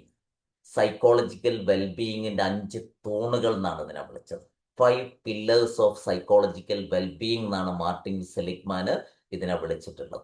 ഇത് 1 by 1 ആയിട്ട് പ്രാക്ടീസ് ചെയ്തു തുടങ്ങിയാൽ നമ്മുടെ ലൈഫിൽ പോസിറ്റിവിറ്റി വന്ന് നിറയുന്നതും ലൈഫ് ചേഞ്ച് ചെയ്യുന്നതും നമുക്ക് കാണാൻ പറ്റുന്നതാണ്. ഇതൊന്നുകൂടി ഓർമ്മിപ്പിച്ചു എന്ന് മാത്രം. റൈറ്റ്. അപ്പൊ നമ്മൾ ഇന്നത്തെ കാര്യങ്ങളിലേക്ക് ഇതുവരെ പറഞ്ഞതൊക്കെയും പഴയ കാര്യങ്ങളെ സപ്പോർട്ട് ചെയ്യുന്ന കുറച്ച് സംഗതികളുമാണ്. നമ്മൾ മനസ്സിലാക്കേണ്ട വളരെ പ്രധാനപ്പെട്ട ഒരു സംഗതി, റിയാലിറ്റിയും എക്സ്പെക്റ്റേഷനും ഒത്തുപോവുകയാണെങ്കിലേ ഹാപ്പിനെസ് ഉണ്ടാവുള്ളൂ. റിയാലിറ്റിയും അതേപോലെ തന്നെ ഹാപ്പിനെസ്സും ഒത്തുപോയെങ്കിൽ മാത്രമേ നമുക്ക് ഹാപ്പിനെസ് ഉണ്ടാവുള്ളൂ. നമ്മുടെ പ്രതീക്ഷയും റിയാലിറ്റിയും തമ്മിൽ ഭയങ്കര വ്യത്യാസം ഉണ്ടെങ്കിൽ നമുക്ക് ഹാപ്പിനെസ് ഫീൽ ചെയ്യില്ല എന്നുള്ളത്. അതുകൊണ്ടാണ് ഒരു വാക്ക് ഞാൻ നേരത്തെ പറഞ്ഞത്, ചെറിയ സംഗതികൾ വെച്ചിട്ട് നമ്മൾ മുന്നോട്ട് പോകുന്ന സമയത്ത് അത് നമുക്ക് നമ്മളുടെ റിയാലിറ്റിയിൽ നിന്ന് നമുക്ക് നേടിയെടുക്കാൻ പറ്റും എന്നുള്ള. ഓഫ് കോഴ്സ് ഇനിയിപ്പോൾ നമുക്ക് അങ്ങനെ പറയുമ്പോൾ ചിലപ്പോൾ ചെറിയൊരു പ്രശ്നം ഉണ്ടാവും. നമുക്ക് വലിയ ലക്ഷ്യങ്ങൾ വെച്ചൂടെ? ഓഫ് കോഴ്സ് വലിയ ലക്ഷ്യങ്ങൾ നമുക്ക് വെക്കാം. അത് സ്പെസിഫിക്കും മെഷറബിളും ഒക്കെ ആയിട്ട് നമ്മൾ ചെയ്യുകയാണെങ്കിൽ നല്ലതാണ്. പക്ഷെ അതിൽ ചെറിയ ഗോൾ സെറ്റിങ്ങിന്റെ രീതി അങ്ങനെയാണ്. എനിക്ക് ഇന്ന് നേടിയെടുക്കേണ്ട ഗോൾ അതിലുണ്ടാവണം, ഈ ആഴ്ച നേടിയെടുക്കേണ്ട ഗോൾ ഉണ്ടാവണം, ഈ മാസം നേടിയെടുക്കേണ്ട, ഈ കൊല്ലം നേടിയെടുക്കണം. അങ്ങനെ ആ ഗോളിനെ നമ്മൾ സ്പ്ലിറ്റ് ചെയ്ത് അത് അച്ചീവ് ചെയ്ത് പോകുമ്പോഴാണ് റിയാലിറ്റിയും എക്സ്പെക്റ്റേഷനും എന്ത് ചെയ്യുക, ഒത്തുപോവുക. ഒരുപാട് ആളുകൾ സങ്കടപ്പെടുന്നത് വലിയ ഗോളുകൾ സെറ്റ് ചെയ്യുകയും അതിനുവേണ്ടി വേണ്ട പോലെ അധ്വാനിക്കാതെ അത് നേടാത്തതിൽ സങ്കടപ്പെടുകയും ചെയ്യുന്നത് നമുക്ക് കാണാൻ പറ്റും. ഇപ്പൊ ചെറിയ ഗോളുകൾ സെറ്റ് ചെയ്തുകൊണ്ട്, ഓഫ് കോഴ്സ് വലിയ ഗോളുകൾ സെറ്റ് ചെയ്യാം, പക്ഷെ അതിനെ നമ്മൾ സ്പ്ലിറ്റ് ചെയ്തിട്ട് അതിൽ ഓരോന്നോരോന്ന് നേടിക്കൊണ്ട്, ഞാൻ എൻ്റെ ലൈഫ് എക്സാമ്പിൾ പറഞ്ഞത് അതുകൊണ്ടാണ്. കാരണം എനിക്കത് ആവശ്യമായിരുന്നു അന്ന്. എനിക്ക് SLCക്കൊക്കെ നല്ല മാർക്ക് ഉണ്ടായിരുന്നു. എനിക്ക് ജനറൽ മെറിറ്റിൽ തന്നെയാണ് ഫറക്കോളയിൽ PDCTക്ക് സെക്കൻഡ് ഗ്രൂപ്പിന് കിട്ടിയത്. പക്ഷെ എൻ്റെ കുടുംബത്തിന്റെ പശ്ചാത്തലം വെച്ച് എനിക്ക് ആദ്യം വേണ്ടത് ഒരു ജോലിയായി. അതുകൊണ്ട് അത് തിരിച്ചറിഞ്ഞു. അതിനെന്നെ സഹായിച്ചത് അന്ന് ഞാൻ പഠിച്ച ഓർഫനേജിലെ മാനേജറാണ്. അദ്ദേഹം എനിക്ക് പറഞ്ഞു തന്നൊരു റൂട്ട് ഉണ്ടായിരുന്നു. ആ റൂട്ട് അനുസരിച്ചാണ് പോയത്. പിന്നെ ഓഫ് കോഴ്സ് ഞാൻ ഇതേപോലെ ചെയ്തൊരു മനുഷ്യനെ കാലിക്കറ്റ് യൂണിവേഴ്സിറ്റിയിൽ ഒരു പ്രൊഫസറെ കണ്ടെത്തുകയും ഒരു യാദൃശികമായിട്ട് ഒരു അറ്റസ്റ്റ് ചെയ്യാൻ പോയതാണ് അന്ന്.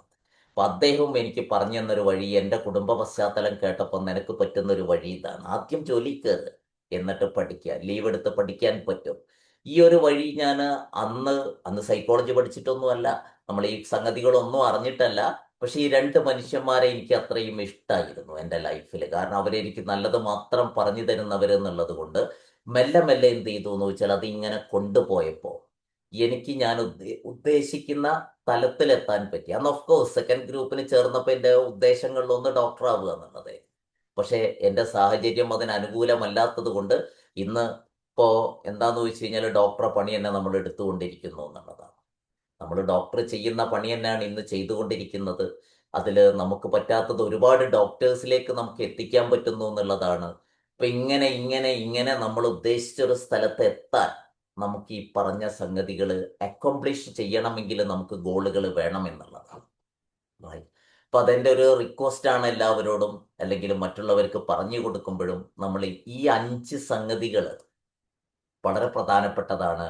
ഈ പറഞ്ഞ 5 സംഗതികൾ എന്ന് പറയുന്നത് ഇതായിരുന്നു. ഈ 5 സംഗതികൾ ഇത് വളരെ പ്രധാനപ്പെട്ട സംഗതിയാണ്. നമ്മൾ ഇത് പ്രാക്ടീസ് ചെയ്താൽ തന്നെ നമുക്ക് സൈക്കോളജിക്കൽ വെൽബീയിങ്ങിലേക്ക് എത്തും. ഇപ്പൊ ഹാപ്പിനെസ് എന്ന് പറയുന്നത് ഇതാണ് നമ്മൾ ശ്രദ്ധിക്കേണ്ട കാര്യം. എൻ്റെ ഉദാഹരണം പറഞ്ഞത് റിയാലിറ്റി. എൻ്റെ റിയാലിറ്റി വെച്ചുകൊണ്ട് എനിക്ക് അന്ന് മെഡിസിന് പോവാനുള്ള, എനിക്ക് ഇന്നും അന്നും ഉറപ്പുണ്ട് ഒരു എൻട്രൻസ് ഒക്കെ എഴുതിയാൽ ചിലപ്പോൾ ഞാൻ കഴിച്ചിലായിരിക്കും. കാരണം എന്താന്ന് വെച്ച് കഴിഞ്ഞാൽ അത്യാവശ്യം നന്നായിട്ട് കാര്യങ്ങൾ അറിഞ്ഞുകൊണ്ട് തന്നെയാണ് ഞാൻ അന്ന് പ്രീ ഡിഗ്രിയും പഠിച്ചത്. പക്ഷേ എൻ്റെ റിയാലിറ്റി അന്ന് എനിക്ക് അത്രയും പഠിക്കാൻ പറ്റുന്ന സാഹചര്യമായിരുന്നില്ല. അതുകൊണ്ട് തന്നെ എൻ്റെ റിയാലിറ്റിയും എൻ്റെ എക്സ്പെക്റ്റേഷനും ഞാൻ മാച്ച് ചെയ്തപ്പോൾ എനിക്ക് സുഖമായിട്ട് ഞാൻ ഉദ്ദേശിച്ച പോലെ മുന്നോട്ട് പോകാൻ പറ്റി എന്നുള്ളതാണ്. Right, okay. അപ്പൊ കുറച്ച് നമുക്കിനി കാര്യങ്ങൾ മുന്നോട്ട് പോകണമെങ്കിൽ നമ്മുടെ കുറച്ച് കോർ ഇഷ്യൂസ് നമ്മൾ കണ്ടെത്തണം. അപ്പം നമ്മൾ ഇന്ന് മുതൽ നമ്മൾ പ്രാക്ടീസ് കൂടി തുടങ്ങുകയാണ്. നമ്മൾ ശരിക്കുള്ള ഇന്റഗ്രൽ ഓപ്റ്റിമിസം എന്ന് പറയുന്നത് പ്രോസസ്സാണെന്ന് പറഞ്ഞതിൻ്റെ അർത്ഥം നമ്മളത് പ്രാക്ടീസ് ചെയ്തെങ്കിൽ മാത്രമേ നമുക്ക് അതുകൊണ്ട് ഗുണം ഉണ്ടാവുകയുള്ളൂ.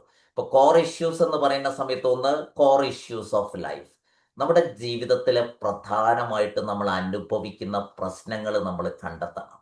അത് ഐഡന്റിഫൈ ചെയ്തെങ്കിലേ നമുക്ക് അതിനെ മറികടക്കാൻ പറ്റുള്ളൂ. അപ്പൊ അതാണ് നമ്മൾ ആദ്യം ചെയ്യാൻ പോകുന്ന കാര്യം. പോസിറ്റീവായ സംഗതികൾ നമ്മൾ കണ്ടെത്തണം, പെയിൻഫുൾ ആയ സംഗതികൾ നമ്മൾ കണ്ടെത്തണം.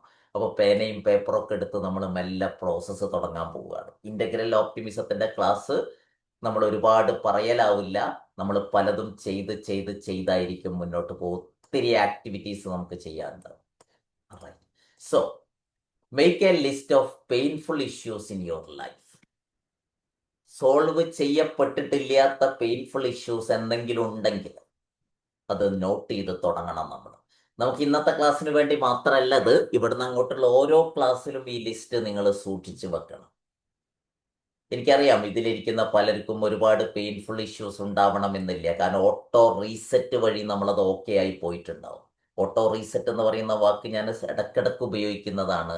നമ്മൾ ജീവിതത്തിൽ മറ്റുള്ളവർക്ക് കൗൺസിലിംഗ് കൊടുക്കുമ്പോൾ, ക്ലാസ് എടുക്കുമ്പോൾ, ചിലപ്പോൾ നമ്മൾ ചില ബുക്കുകൾ വായിക്കുമ്പോൾ, ചില ട്രെയിനിങ് പ്രോഗ്രാമിലൂടെ അറ്റൻഡ് ചെയ്യുമ്പോൾ, നല്ല വ്യക്തികളുമായിട്ട് നമ്മൾ ഇടപെടുമ്പോൾ ഒക്കെ തന്നെ നമ്മുടെ ഒരുപാട് പ്രശ്നങ്ങൾ ചിലപ്പം പരിഹരിക്കപ്പെട്ടു പോയിട്ടുണ്ടാവും. ഇല്ലായിരുന്നെങ്കിൽ ഈ ലോകത്തിന്റെ അവസ്ഥ ആലോചിച്ച് നോക്കി. ഈ ഓട്ടോ റീസെറ്റ് ഇല്ലെങ്കിൽ നമ്മൾ നിലവിലുള്ള കൗൺസിലേഴ്സും മതിയാവില്ല, ലോകത്തുള്ള ഒരു മുഴുവൻ ഇതായാലും കൗൺസിലേഴ്സും മതിയാവില്ല എന്നുള്ളതാണ്. ഇന്നലെ ഞാനൊരു ഇന്റർവ്യൂ കേട്ടു. നമ്മുടെ പുതിയ ഇറങ്ങാൻ പോകുന്ന മൂവിയുമായി ബന്ധപ്പെട്ട്, കളങ്കാവൽ എന്ന് പറയുന്ന മൂവിയുമായിട്ട് ബന്ധപ്പെട്ട് മമ്മൂട്ടി കൊടുത്തൊരു അദ്ദേഹം പറയുന്ന ഒരു കാര്യമുണ്ട്. എല്ലാ മനുഷ്യന്റെ അകത്തും ഒരു ചെകുത്താനും ഉണ്ട്, ഒരു ദൈവമുണ്ട്. ഈ ചെകുത്താനെ അടക്കി വെക്കാൻ പറ്റുന്ന ദൈവത്തിന്റെ ക്വാളിറ്റി നമുക്ക് ഇതാക്കാൻ പറ്റുന്നത് കൊണ്ടാണ് ഈ ലോകം മുന്നോട്ട് പോകുന്നത് എന്നാണ് അദ്ദേഹം പറഞ്ഞത്. എല്ലാവരുടെയും തിന്മയും നന്മയും തമ്മിലുള്ള ഒരു യുദ്ധം എൻ്റെയും നിങ്ങളുടെയും ഒക്കെ ഉള്ളിൽ നടക്കാറുണ്ട്. ഈ തിന്മയുടെ മുകളിൽ നന്മ വിജയിക്കുന്നത് കൊണ്ടാണ് ലോകം ഇത്രയും മനോഹരമായിട്ട് മുന്നോട്ട് പോകുന്നത് എന്നുള്ളത്. പറഞ്ഞതുപോലെ തന്നെ നമുക്കൊക്കെ ഉണ്ടാവുന്ന ലൈഫിലെ പ്രശ്നങ്ങൾ, കുറേ സംഗതികൾ നല്ല വായനയിലൂടെ, നല്ല ക്ലാസ്സിലൂടെ, നമ്മൾ ഇടപെടലുകളിലൂടെ, നല്ല സുഹൃത്തുക്കളിലൂടെ, നല്ല വഴിയിലൂടെ സഞ്ചരിക്കുമ്പോൾ ഓട്ടോ റീസെറ്റ് ചെയ്തിട്ടില്ലെങ്കിൽ നമുക്കൊന്നും ജീവിക്കാൻ പറ്റാത്തത്ര പ്രശ്നങ്ങൾ ഓരോരുത്തർക്കും ഉണ്ടാവും എന്നുള്ളതാണ്. അതുകൊണ്ട് ഓട്ടോ റീസെറ്റ് ചെയ്യപ്പെട്ട സംഗതികളല്ല, അങ്ങനെ അല്ലാത്ത സംഗതികൾ ഇനിയും എന്തെങ്കിലും ബാക്കിയുണ്ടെങ്കിൽ ലിസ്റ്റ് ചെയ്യണം. നമ്മളെ സെറ്റ് ഓഫ് ആക്ടിവിറ്റി വരും ക്ലാസ്സുകളിലൂടെ കടന്നു പോകും. കോർ ഇഷ്യൂ നമുക്ക് ആദ്യം കണ്ടെത്താം. അല്ലെങ്കിൽ പോസിറ്റീവ് സൈക്കോളജി ഉപയോഗിച്ചുകൊണ്ട് നിങ്ങൾ മറ്റുള്ളവർക്ക് കൗൺസിലിംഗ് കൊടുക്കുന്ന സമയത്ത് ഈ പണിയാണ് നമ്മൾ ചെയ്യേണ്ടത്. അവരുടെ പെയിൻഫുൾ ഇഷ്യൂസ് അവരെഴുതണം. അതുപോലെ തന്നെ find out the resting place of it in your body. എവിടെയാണ് നമ്മളുടെ ശരീരത്തിൽ ഇത് റെസ്റ്റ് ചെയ്യുന്നത്? ദാറ്റ് മീൻസ് ചില ആളുകൾ പറയുന്നത് കേൾക്കാറില്ലേ, നെഞ്ചത്ത് വല്ലാത്ത ഭാരം. ചില ആളുകൾ പറയേണ്ടത് തലക്ക് വല്ലാത്ത കനം. അതല്ലെങ്കിൽ മറ്റു ചിലർ പറയാറുണ്ട് വയറിൽ വല്ലാത്ത അസ്വസ്ഥത.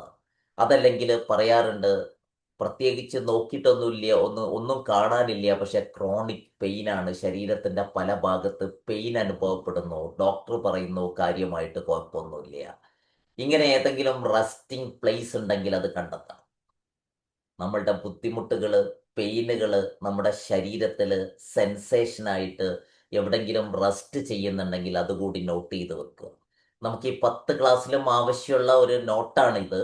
അല്ലെങ്കിൽ നിങ്ങൾ റൈറ്റ് നൗ നിങ്ങൾക്ക് പ്രശ്നങ്ങളില്ലെങ്കിൽ മറ്റൊരാളോട് ചെയ്യിക്കേണ്ട രീതി ഇങ്ങനെയാണ്. പോസിറ്റീവ് സൈക്കോളജിയുടെ ഇന്റഗ്രൽ ഓപ്റ്റിമിസത്തിന്റെ ഒരു രീതി വെച്ചുകൊണ്ട് right check the blocks in the body and mind.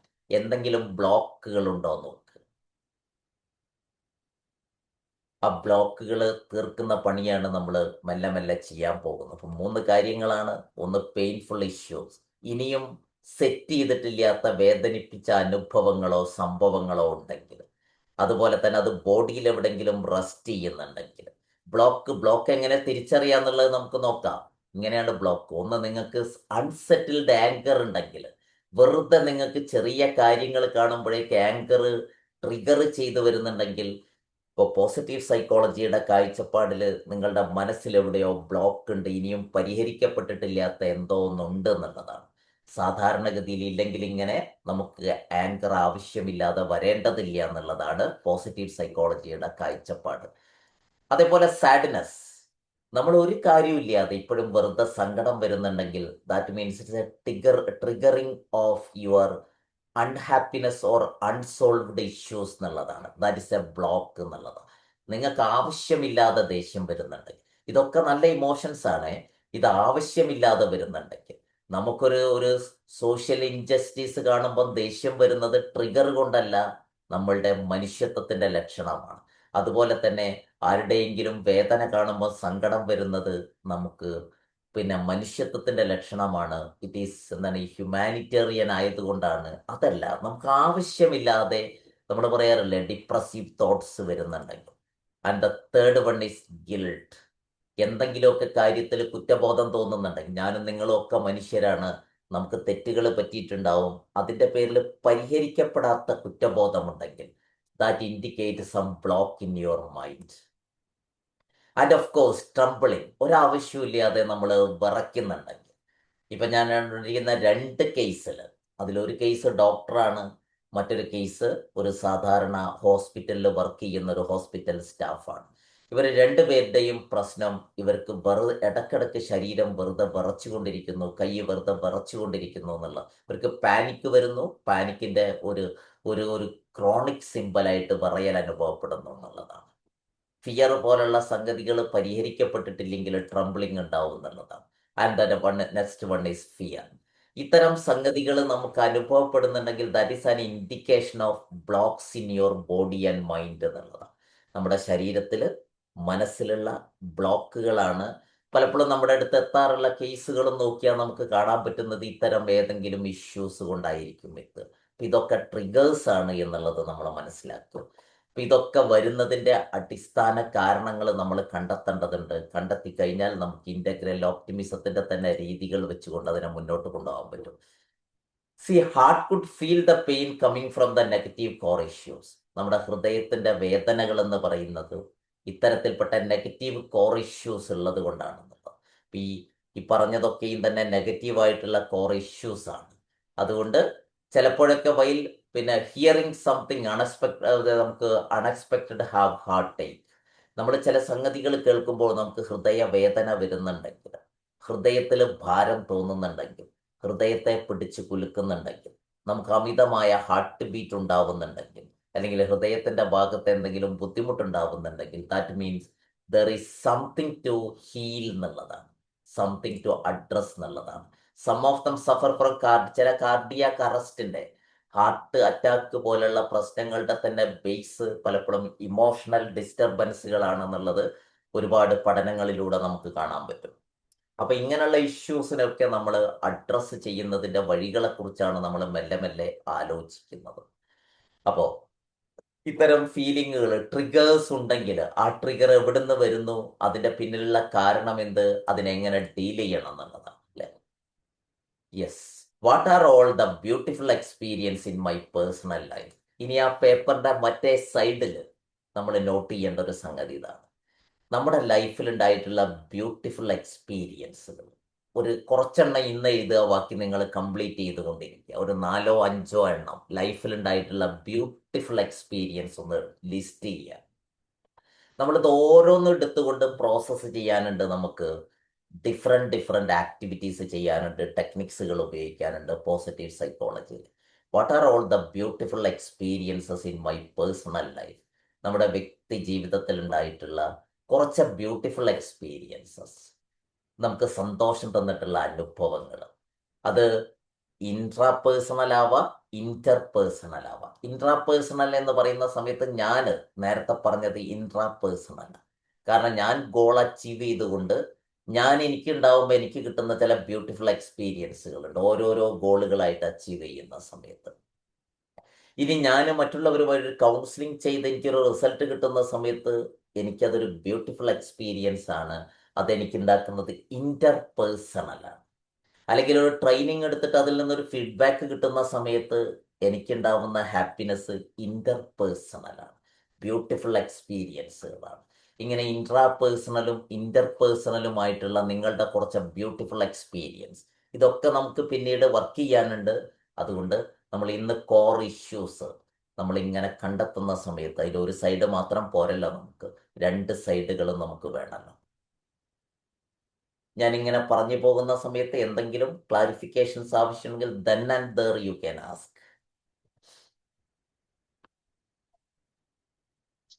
Sir, ഈ പേഴ്സണലും ഇൻട്രാ പേഴ്സണലും ഒന്നുകൂടി ഒന്ന് ക്ലിയർ ആയിട്ട് പറഞ്ഞല്ലോ. യെസ്, ഇൻട്രാ പേഴ്സണൽ എന്ന് പറയുന്നത് ഞാൻ തന്നെ സെറ്റ് ചെയ്ത്, ഞാൻ തന്നെ നേടി, ഞാൻ അനുഭവിക്കുന്ന സംഗതിയാണ്. അവിടെ പ്രത്യേകിച്ച് മറ്റൊരാളുടെ ഒരുപാട് സഹായം കിട്ടിയിട്ടുണ്ടാവും, പക്ഷെ അതിൻ്റെ മോസ്റ്റ് ഓഫ് ദ പാർട്ട് ഞാൻ തന്നെയാണ്. ഞാനാണ് അതിനെപ്പറ്റി ചിന്തിക്കുന്നത്, ഞാനാണ് അതിനു വേണ്ടി വർക്ക് ചെയ്യുന്നത്, ഞാനാണ് അതിനു വേണ്ടിയിട്ട് കഷ്ടപ്പെടുന്നത്, ഞാനാണ് അതിൻ്റെ അച്ചീവ് ചെയ്യുന്നത്. ഇത് intra പേഴ്സണലാണ്.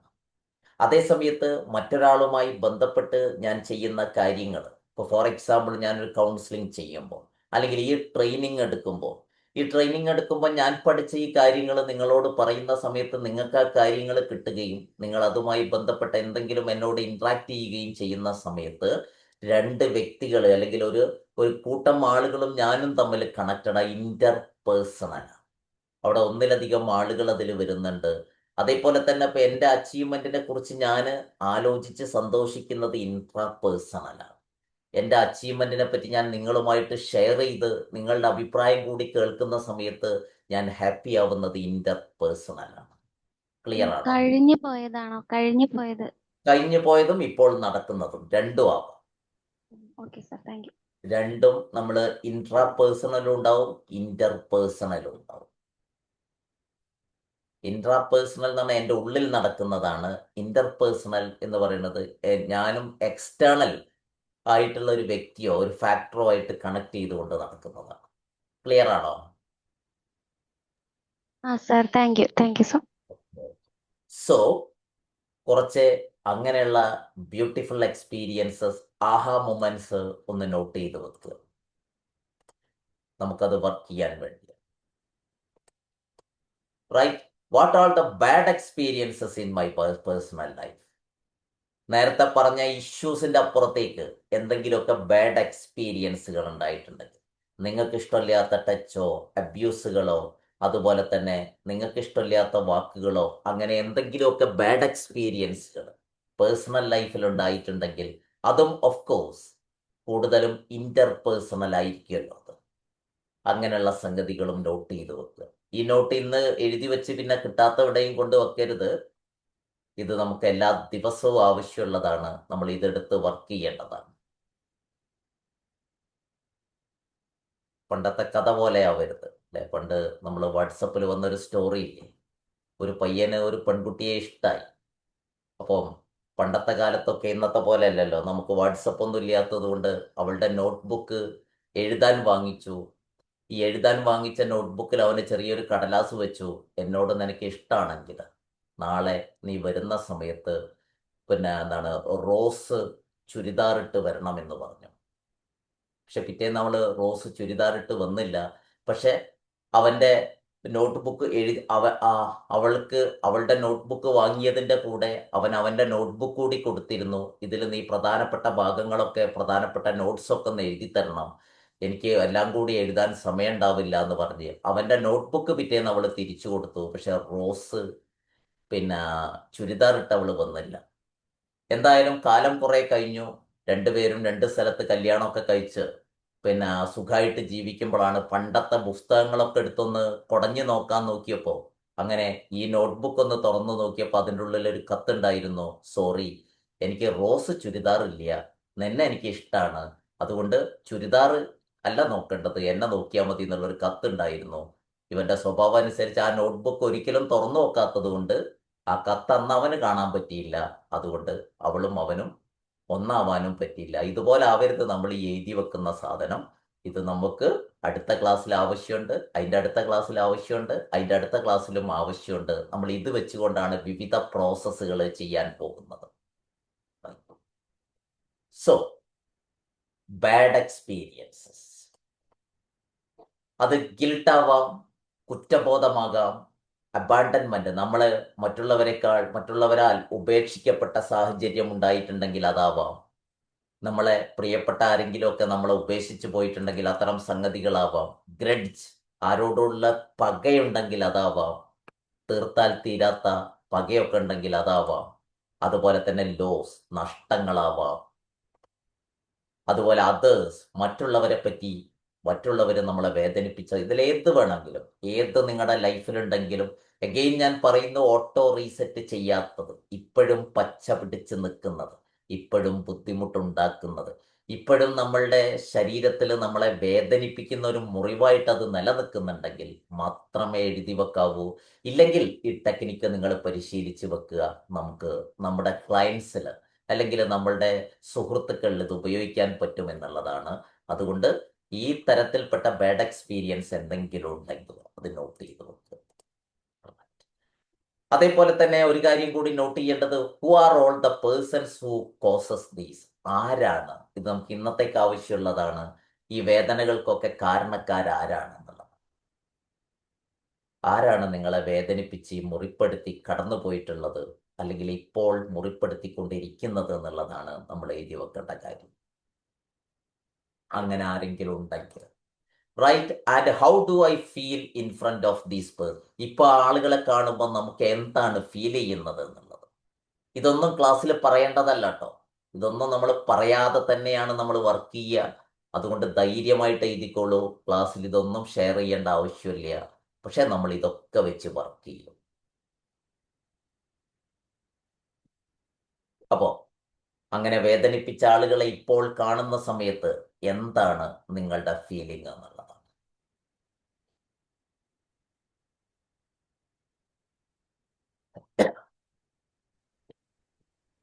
Hello hello yes, hello Muhammad sir, ഇത് ഇതിൻ്റെ നിങ്ങൾ പറഞ്ഞ പോലെ who are all the persons who caused these എന്നൊക്കെ പറയുമ്പോൾ ഇതിന്റെ മുന്നത്തെ നമ്മളെ EFTയിൽ അതൊക്കെ നമ്മൾ ടാപ്പ് ചെയ്ത് കളഞ്ഞതാണ്. ഇനിയിപ്പോൾ അത് തിരിച്ചു കൊണ്ടുവരണോ വേണ്ടയോ എന്നുള്ളതാണ് ഞാൻ ആലോചിക്കുന്നത്. അതുകൊണ്ടാണ് ഞാൻ കാരണം പറഞ്ഞത് ഓട്ടോ റീസെറ്റ് ചെയ്യാത്ത സംഭവങ്ങൾ ഉണ്ടെങ്കിൽ മാത്രമേ നിങ്ങൾ എഴുതി വെക്കാവൂ. പരിഹരിക്കപ്പെട്ട ഒരു പ്രശ്നവും നമ്മൾ വലിച്ചു കൊണ്ടുവരേണ്ടതില്ല. നമ്മൾ ഇതിന്റെ ഒരു രീതി പഠിക്കുന്നു. നമ്മൾ കാണുന്ന ക്ലയൻസിലോ നമ്മുടെ സുഹൃത്തുക്കളിലോ ഉപയോഗിക്കാൻ വേണ്ടി നമ്മളത് പഠിക്കുക. എന്തെങ്കിലും ബാക്കിയുണ്ടെങ്കിൽ നമ്മൾ എന്ത് ചെയ്യാന്ന് എഴുതണം എന്ന് പറഞ്ഞത് അതുകൊണ്ടാണ്. തീർന്നു പോയിട്ടുള്ള പഴയ പരിഹരിക്കപ്പെട്ടു പോയിട്ടുള്ള ഒരു വിഷയവും ഇതാക്കേണ്ടതില്ല. ഞാനിപ്പോൾ കേസ് കാണുമ്പോൾ വളരെ സൂക്ഷിക്കുന്ന ഒരു സംഗതിയാണ്. പഴയ കാര്യങ്ങളൊക്കെ എന്നോട് പറയുമ്പോൾ കണ്ണടച്ച് അതിപ്പോൾ വേദനിപ്പിക്കുന്നുണ്ടോ ഇല്ലേന്ന് ചെക്ക് ചെയ്തിട്ടേ ഇപ്പോൾ തെറാപ്പിയിലേക്ക് പോവാറുള്ളൂ. ഇപ്പം ഞാൻ കഴിഞ്ഞ പ്രാവശ്യം നിങ്ങളോട് പറഞ്ഞൊരു കേസ് ഉണ്ടായിരിക്കും. ഗൾഫിൽ നിന്നുള്ളൊരു പെൺകുട്ടി, അവളെ ഒന്നിലധികം ആളുകൾ എന്ത് ചെയ്തു വെച്ചാൽ അബ്യൂസ് ചെയ്തു. പക്ഷെ ഞാൻ എവിടെ നോക്കിയിട്ടും അവൾ എന്നോട് പറയുകയും ചെയ്തു, നമ്മൾ പരിശോധിച്ച് നോക്കിയിട്ട്, മീൻസ് അവളെ കൊണ്ട് കണ്ണടപ്പിച്ച് ചെയ്യിപ്പിച്ച് നോക്കിയിട്ട് അതെവിടെയും വേദനയായിട്ടുണ്ടായില്ല. അങ്ങനെ പിന്നെ എന്തുകൊണ്ട് അവൾക്ക് വിഷമം വരുന്നു എന്ന് നോക്കിയപ്പോഴാണ് ഞാൻ പറഞ്ഞത് അവളുടെ വൈറ്റമിൻ ഡി എന്ന് പറയുന്നത് 10-ൽ താഴെയായി. അവൾ വൈറ്റമിൻ ഡിയുടെ സപ്ലിമെന്റ് എടുക്കുകയാണ് വേണ്ടത്. ഈ പ്രശ്നങ്ങളൊന്നുമല്ല അവളെ വേദനിപ്പിച്ചിരുന്നത്. ഇപ്പൊ തെറപ്പി ചെയ്യുമ്പോൾ നന്നായി ശ്രദ്ധിക്കാറുണ്ട് അത്. കാരണം എന്താണെന്ന് വെച്ച് കഴിഞ്ഞാൽ ഇങ്ങനെ പരിഹരിക്കപ്പെട്ടു പോയ പ്രശ്നം രണ്ടാമത് നമ്മൾ വിളിച്ചു കൊണ്ടുവരേണ്ട ആവശ്യമില്ല. അത് പല കാരണം കൊണ്ട് പരിഹരിക്കപ്പെട്ടു പോയിട്ടുണ്ടെങ്കിൽ, ഇപ്പൊ നിയാസ് ഭായിയോട് പറയാനുള്ളത്, പരിഹരിക്കപ്പെടാത്തതുണ്ടെങ്കിൽ മാത്രം എഴുതി വെക്കുക. പിന്നെ ഒരു ടൂള് പഠിക്കുമ്പോൾ നമ്മൾ അതിന്റെ രീതിയിൽ പഠിക്കണമല്ലോ എന്ന് വിചാരിച്ചിട്ട് ഞാൻ അങ്ങനെ പറഞ്ഞു പോകുന്നു. അപ്പൊ ഞാൻ പറഞ്ഞോളൂ. ഓക്കെ, ഞാനിപ്പോൾ ഓൺലൈനിൽ കണ്ടുകൊണ്ടിരിക്കുന്ന ഒരു PG-കാരി പെൺകുട്ടിയുണ്ട്. അവളെ ഇതേപോലെ ചെറുപ്പത്തിൽ അവളെ ഏറ്റവും സ്നേഹിച്ച ഒരു വ്യക്തി അബ്യൂസ് ചെയ്തതിനെ പറ്റി അവൾ പറയുന്നത്, ആ വ്യക്തിയെ ഇപ്പോൾ എവിടെങ്കിലും വെച്ച് കണ്ടാൽ എൻ്റെ 3 ദിവസം ചുരുങ്ങിയത് പോകുന്ന. 3 ദിവസം അവൾക്ക് ഉറക്കുണ്ടാവില്ല, അവൾക്ക് പഠിക്കാൻ പറ്റൂല. അവൾ നല്ല ഡാൻസ് ചെയ്യുന്ന കുട്ടിയാണ്, ഡാൻസ് ക്ലാസ്സിന് പോകാൻ പറ്റൂല, മ്യൂസിക് പഠിക്കുന്ന കുട്ടിയാണ്, ഇതൊന്നും പറ്റില്ല. അപ്പോൾ പരിഹരിക്കപ്പെട്ടിട്ടില്ലെങ്കിൽ അതെന്താവും എന്ന് വെച്ച് കഴിഞ്ഞാൽ അത് നമ്മളെ ഹോണ്ട് ചെയ്തുകൊണ്ടിരിക്കും. അതുകൊണ്ടാണ് how do I feel in front of these people എന്നുള്ളതാണ്. സാർ ഒരു കാര്യം ഓർക്കാനാണ്. പറഞ്ഞോളൂ. ഈ കുടുംബജീവിതം ആരംഭിക്കുന്നത് സമാധാന സന്തോഷത്തിനും വേണ്ടിയാണ്. ആ. ഈ കുടുംബജീവിതത്തിന്റെ ഫസ്റ്റ് നൈറ്റിൽ തന്നെ പഴയ കാര്യങ്ങളെല്ലാം പറഞ്ഞിട്ട് അന്നത്തോടു കൂടി അടിച്ചു പിരിയുന്ന കുറെ ആളുകളൊക്കെ പണ്ടൊക്കെ ഉണ്ടായിരുന്നു. പിന്നെ കേട്ടിട്ടുണ്ട് നിങ്ങൾ ലൈഫിലേക്ക് കാലെടുത്ത് വെക്കുമ്പോൾ ഈ പഴയതൊന്നും പറഞ്ഞ് അങ്ങനെ നിരത്തി പറയേണ്ട ആവശ്യമൊന്നുമില്ല, കഴിഞ്ഞതെല്ലാം കഴിഞ്ഞ് പുതിയ ജീവിതത്തിലേക്ക് കടക്കട്ടെ എന്ന് പറഞ്ഞ പോലെ കഴിഞ്ഞതൊക്കെ നമ്മൾ എടുത്ത് പറഞ്ഞു കഴിഞ്ഞാൽ സാർ പറഞ്ഞ പോലെ വീണ്ടും പ്രശ്നത്തിലേക്ക് പോകാൻ സാധ്യത വളരെ കൂടുതലാണ്.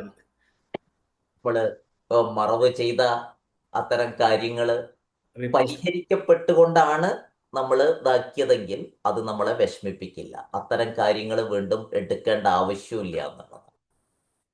പക്ഷെ ഇപ്പോഴത്തെ ചെക്കന്മാര് പെൺകുട്ടികളൊക്കെ ഫസ്റ്റ് നൈറ്റിൽ വളരെ ഫ്രീ ആണ്. കാരണം എന്താണെന്ന് വെച്ചാൽ അവർ ഇത്തരം കാര്യങ്ങൾ ചോദിക്കാറുമില്ല, പറയാറുമില്ല. കാരണം എല്ലാവർക്കും ഒരേ ചോദിച്ചിട്ടുണ്ടെങ്കിൽ ജീവിതം കൊള്ളാവുന്നുണ്ട്. പണ്ട് ആളുകൾക്ക് പറ്റിയൊരു തെറ്റതായിരുന്നു, പുരുഷന്മാർ പലപ്പോഴും അയാളുടെ പ്രണയം ഇല്ലാത്ത പ്രണയക്കഥ പറഞ്ഞ് ഇവളെ കൊണ്ട് പറയിപ്പിച്ചിട്ട് ബാക്കി കാലം മുഴുവൻ കഷ്ടപ്പെട്ട് ജീവിക്കുന്ന ഒരവസ്ഥ ഉണ്ടായിരുന്നു. പക്ഷെ ഇന്നത്തെ തലമുറ അതിൽ നിന്നൊക്കെ മാറിയിട്ടുണ്ട്. അതൊരു പോസിറ്റീവ് സൈഡാണ് അതിന്. ഫൈൻ. എന്തായാലും നമ്മൾ പരിഹരിക്കപ്പെട്ടു പോയിട്ടുള്ള പ്രശ്നങ്ങൾ വലിച്ചു കൊണ്ടുവരണ്ട. കാരണം അതിന്റെ ആവശ്യമില്ല. അത് ഒന്നുകിൽ ഓട്ടോ റീസെറ്റ് ആയിട്ടുണ്ടായി, അല്ലെങ്കിൽ നമ്മൾ ഏതെങ്കിലും പ്രോസസ്സിന്റെ ഭാഗമായിട്ട് അത് പിന്നെ ശരിയായി പോയിട്ടുണ്ടാവും. നമ്മൾ അതിന്റെ പിറകെ പോവേണ്ടതില്ല എന്നുള്ളതാണ്.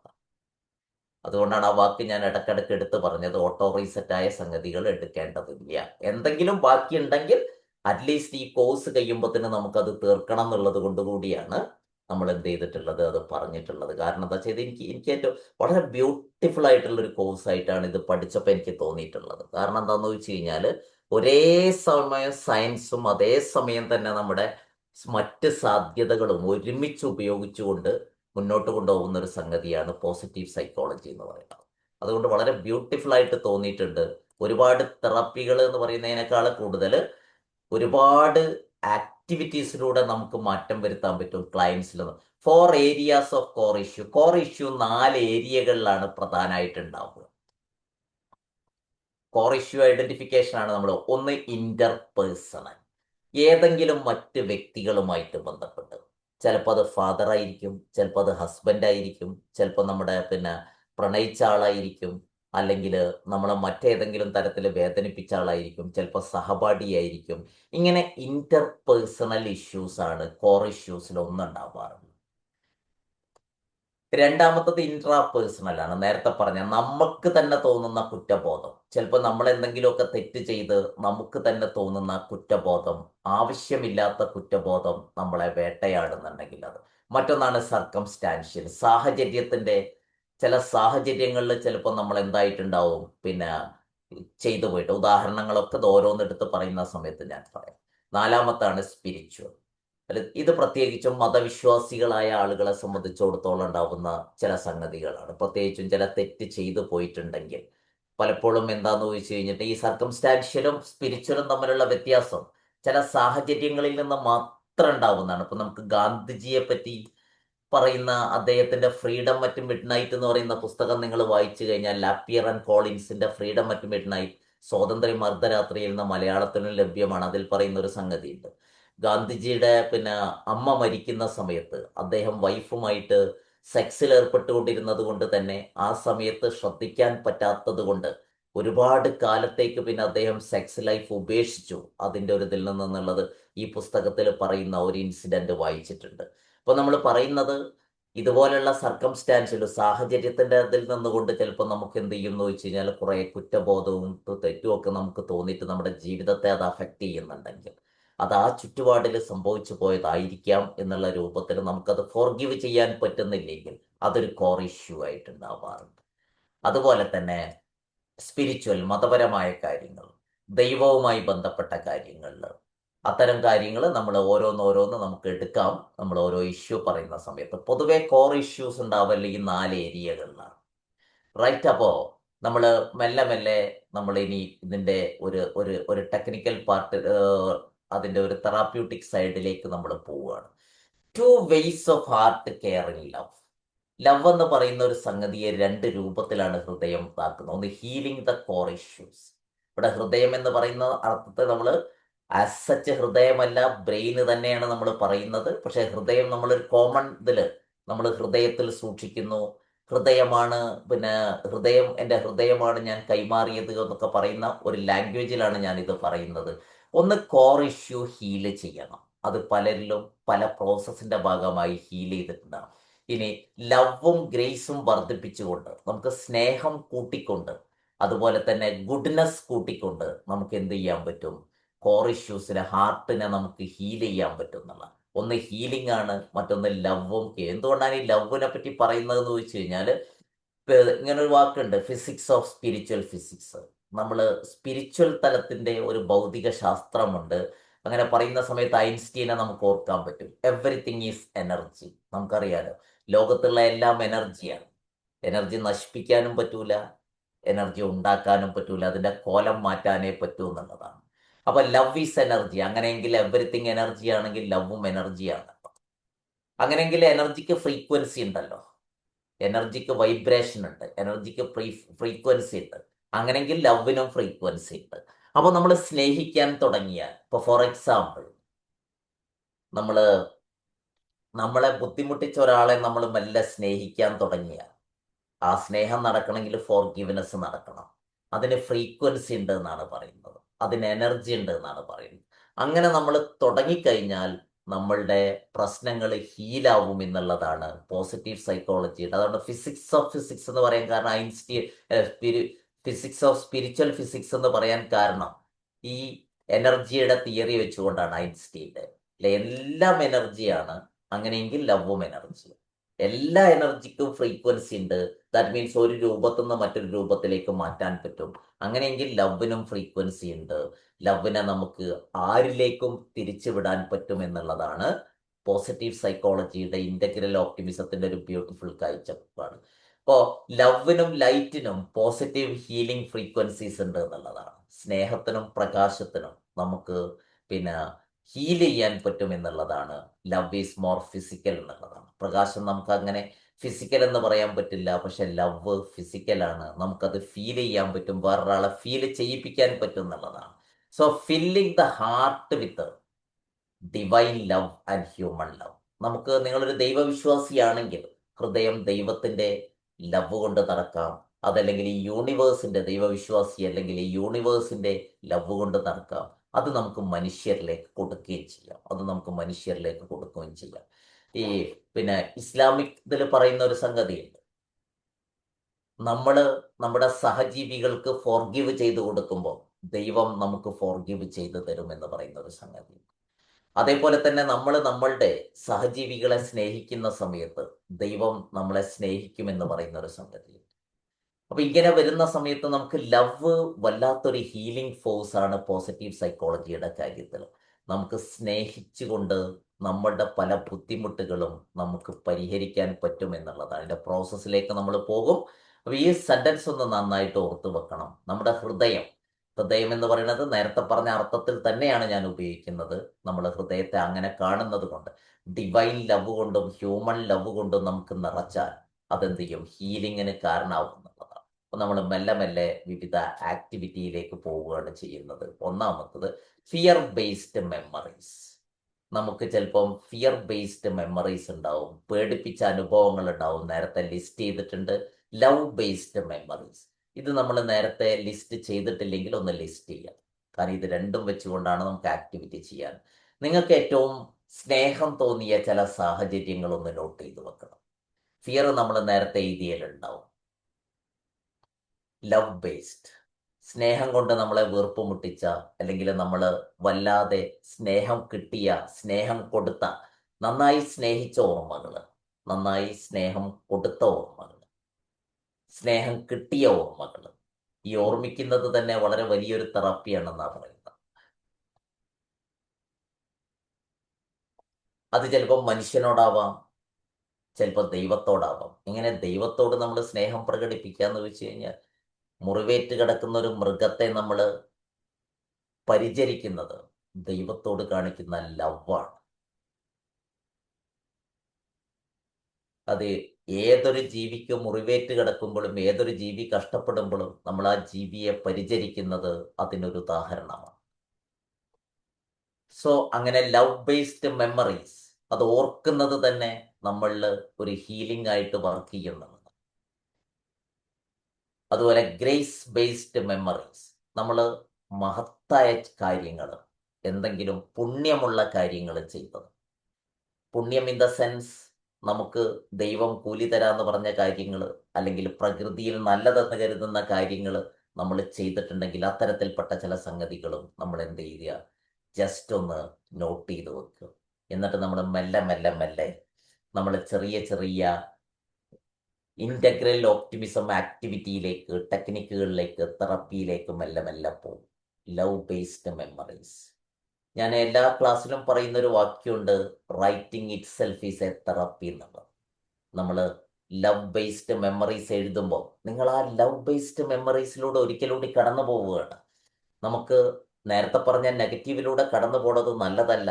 അതുകൊണ്ടാണ് പരിഹരിക്കപ്പെടാത്തത് ഉണ്ടെങ്കിൽ മാത്രം എഴുതിയാൽ മതി. ഇവിടെ നിങ്ങൾക്ക് എത്രയും നിങ്ങൾക്ക് കടന്നു പോകാം, കാരണം അത് പോസിറ്റീവാണ്. ലവ് ബേസ്ഡ് മെമ്മറീസ് എന്ന് പറയുന്നത് നമുക്ക് കിട്ടിയതായാലും കൊടുത്തതായാലും അത് പോസിറ്റീവാണ്. അത് നമ്മുടെ ബ്രെയിനിനെ വീണ്ടും ആക്ടിവേറ്റ് ചെയ്യുകയും ഹാപ്പിനെസിന്റെ എല്ലാ കെമിക്കൽസും നമ്മളിൽ പ്രൊഡ്യൂസ് ചെയ്യുകയും ചെയ്യും. അതുപോലെ തന്നെയാണ് ഗ്രേസ് ബേസ്ഡ് മെമ്മറീസ്, പുണ്യമുള്ള കാര്യങ്ങൾ. അത് ഏതർത്ഥത്തിൽ നമ്മൾ ചെയ്തത് വീണ്ടും ഓർക്കുന്നത് നമ്മളിൽ ഒരുപാട് ഒരുപാട് ഒരുപാട് ഒരുപാട് പോസിറ്റീവ് കെമിക്കൽസ് പ്രൊഡ്യൂസ് ചെയ്യുന്നതിന് സഹായകമാകും. സിമ്പിൾ ആക്ടിവിറ്റീസ്, റൈറ്റിംഗ് ആക്ടിവിറ്റിയാണ് നമ്മൾ ചെയ്യുന്നത്, but it bring back the happiness to you. അപ്പൊ സാറേ ഇപ്പൊ ഇതിൻ്റെ അകത്ത് ഇപ്പൊ നിങ്ങൾ പറഞ്ഞ ലിസ്റ്റുകൾ എത്ര, 5 ലിസ്റ്റ് ഉണ്ടോ, അല്ലെങ്കിൽ ജസ്റ്റ് 2 ലിസ്റ്റ് അല്ലേ ഉണ്ടാവണ?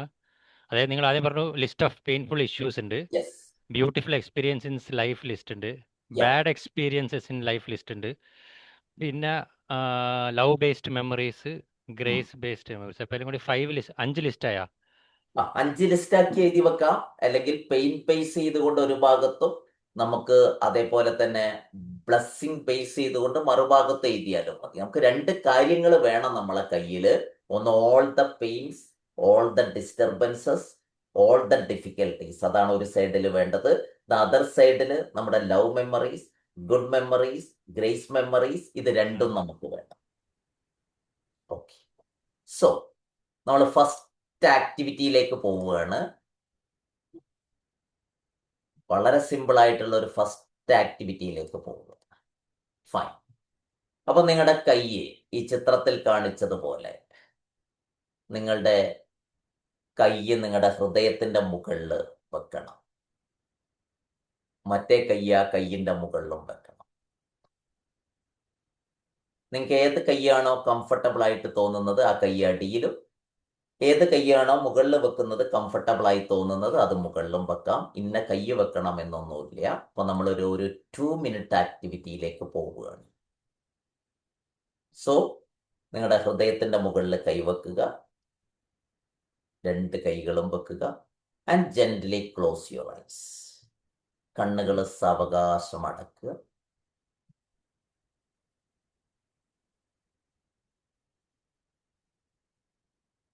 നമ്മുടെ ഹൃദയത്തിന്റെ മിടിപ്പ് നിങ്ങളുടെ കയ്യിൽ ഫീൽ ചെയ്യുക. ഹൃദയത്തിന്റെ മുകളിൽ കൈവച്ചത് കൊണ്ട് ഹൃദയമിടിപ്പ് നിങ്ങളുടെ കയ്യിൽ സുഖമായിട്ട് നിങ്ങൾക്ക് ഫീൽ ചെയ്യാൻ പറ്റും. Just feel it.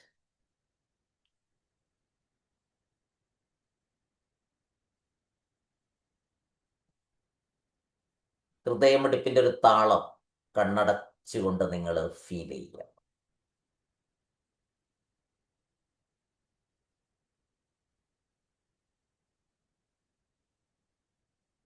കയ്യിന്റെ മുകളിൽ വെച്ച കൈ ആ ടച്ച് ഫീൽ ചെയ്യുക. Now you are feeling your heartbeat as well as the touch of your hands. കയ്യും തമ്മിൽ ടച്ച് ഉള്ളത് ഫീൽ ചെയ്യും.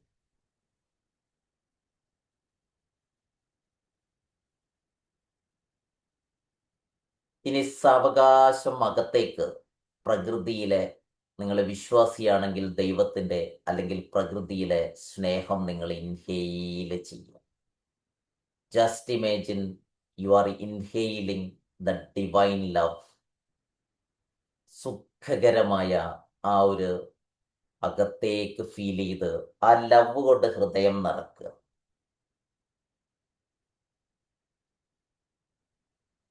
സാവകാശം ആ ലവ് പുറത്തേക്ക് എക്സെയിൽ ചെയ്യുക. ഈ യൂണിവേഴ്സിലേക്ക്, ഹ്യൂമൻ ബീയിങ്ങിലേക്ക്, എല്ലാ ജീവജാലങ്ങളിലേക്ക് നമ്മൾ ഇൻഹെയിൽ ചെയ്ത ലവ് എക്സെയിൽ ചെയ്യും. 2 മൂക്കിലൂടെ തന്നെ ചെയ്താൽ മതി, ഇൻഹെയിൽ ചെയ്യുന്നതും എക്സെയിൽ ചെയ്യുന്നതും. Again take the divine love through inhaling. ദീർഘശ്വാസം എടുക്കുക. ഹോൾഡ് ചെയ്തിട്ട് ആ ഡിവൈൻ ലവ് നിങ്ങളുടെ ഹൃദയത്തിൽ നിറയാൻ അനുവദിക്കുക. ഹൃദയത്തിലുള്ള ലവ് ഈ യൂണിവേഴ്സിലെ സകല ജീവജാലങ്ങളിലേക്കും മെല്ലെ എക്സെയിൽ ചെയ്യും.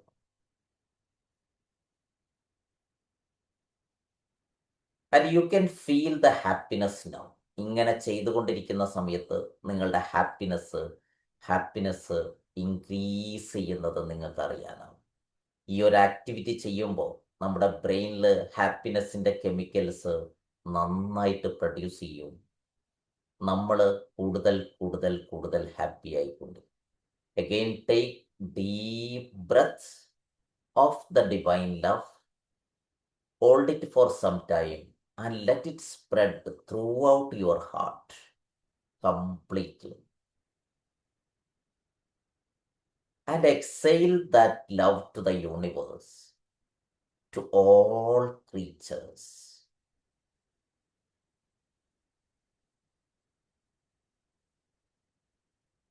Do the same thing again.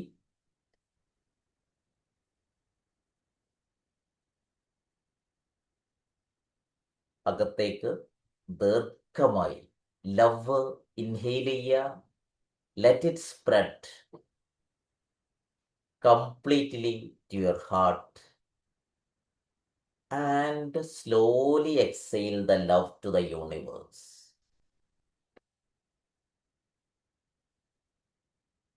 Now gently open your eyes and you can remove the hands.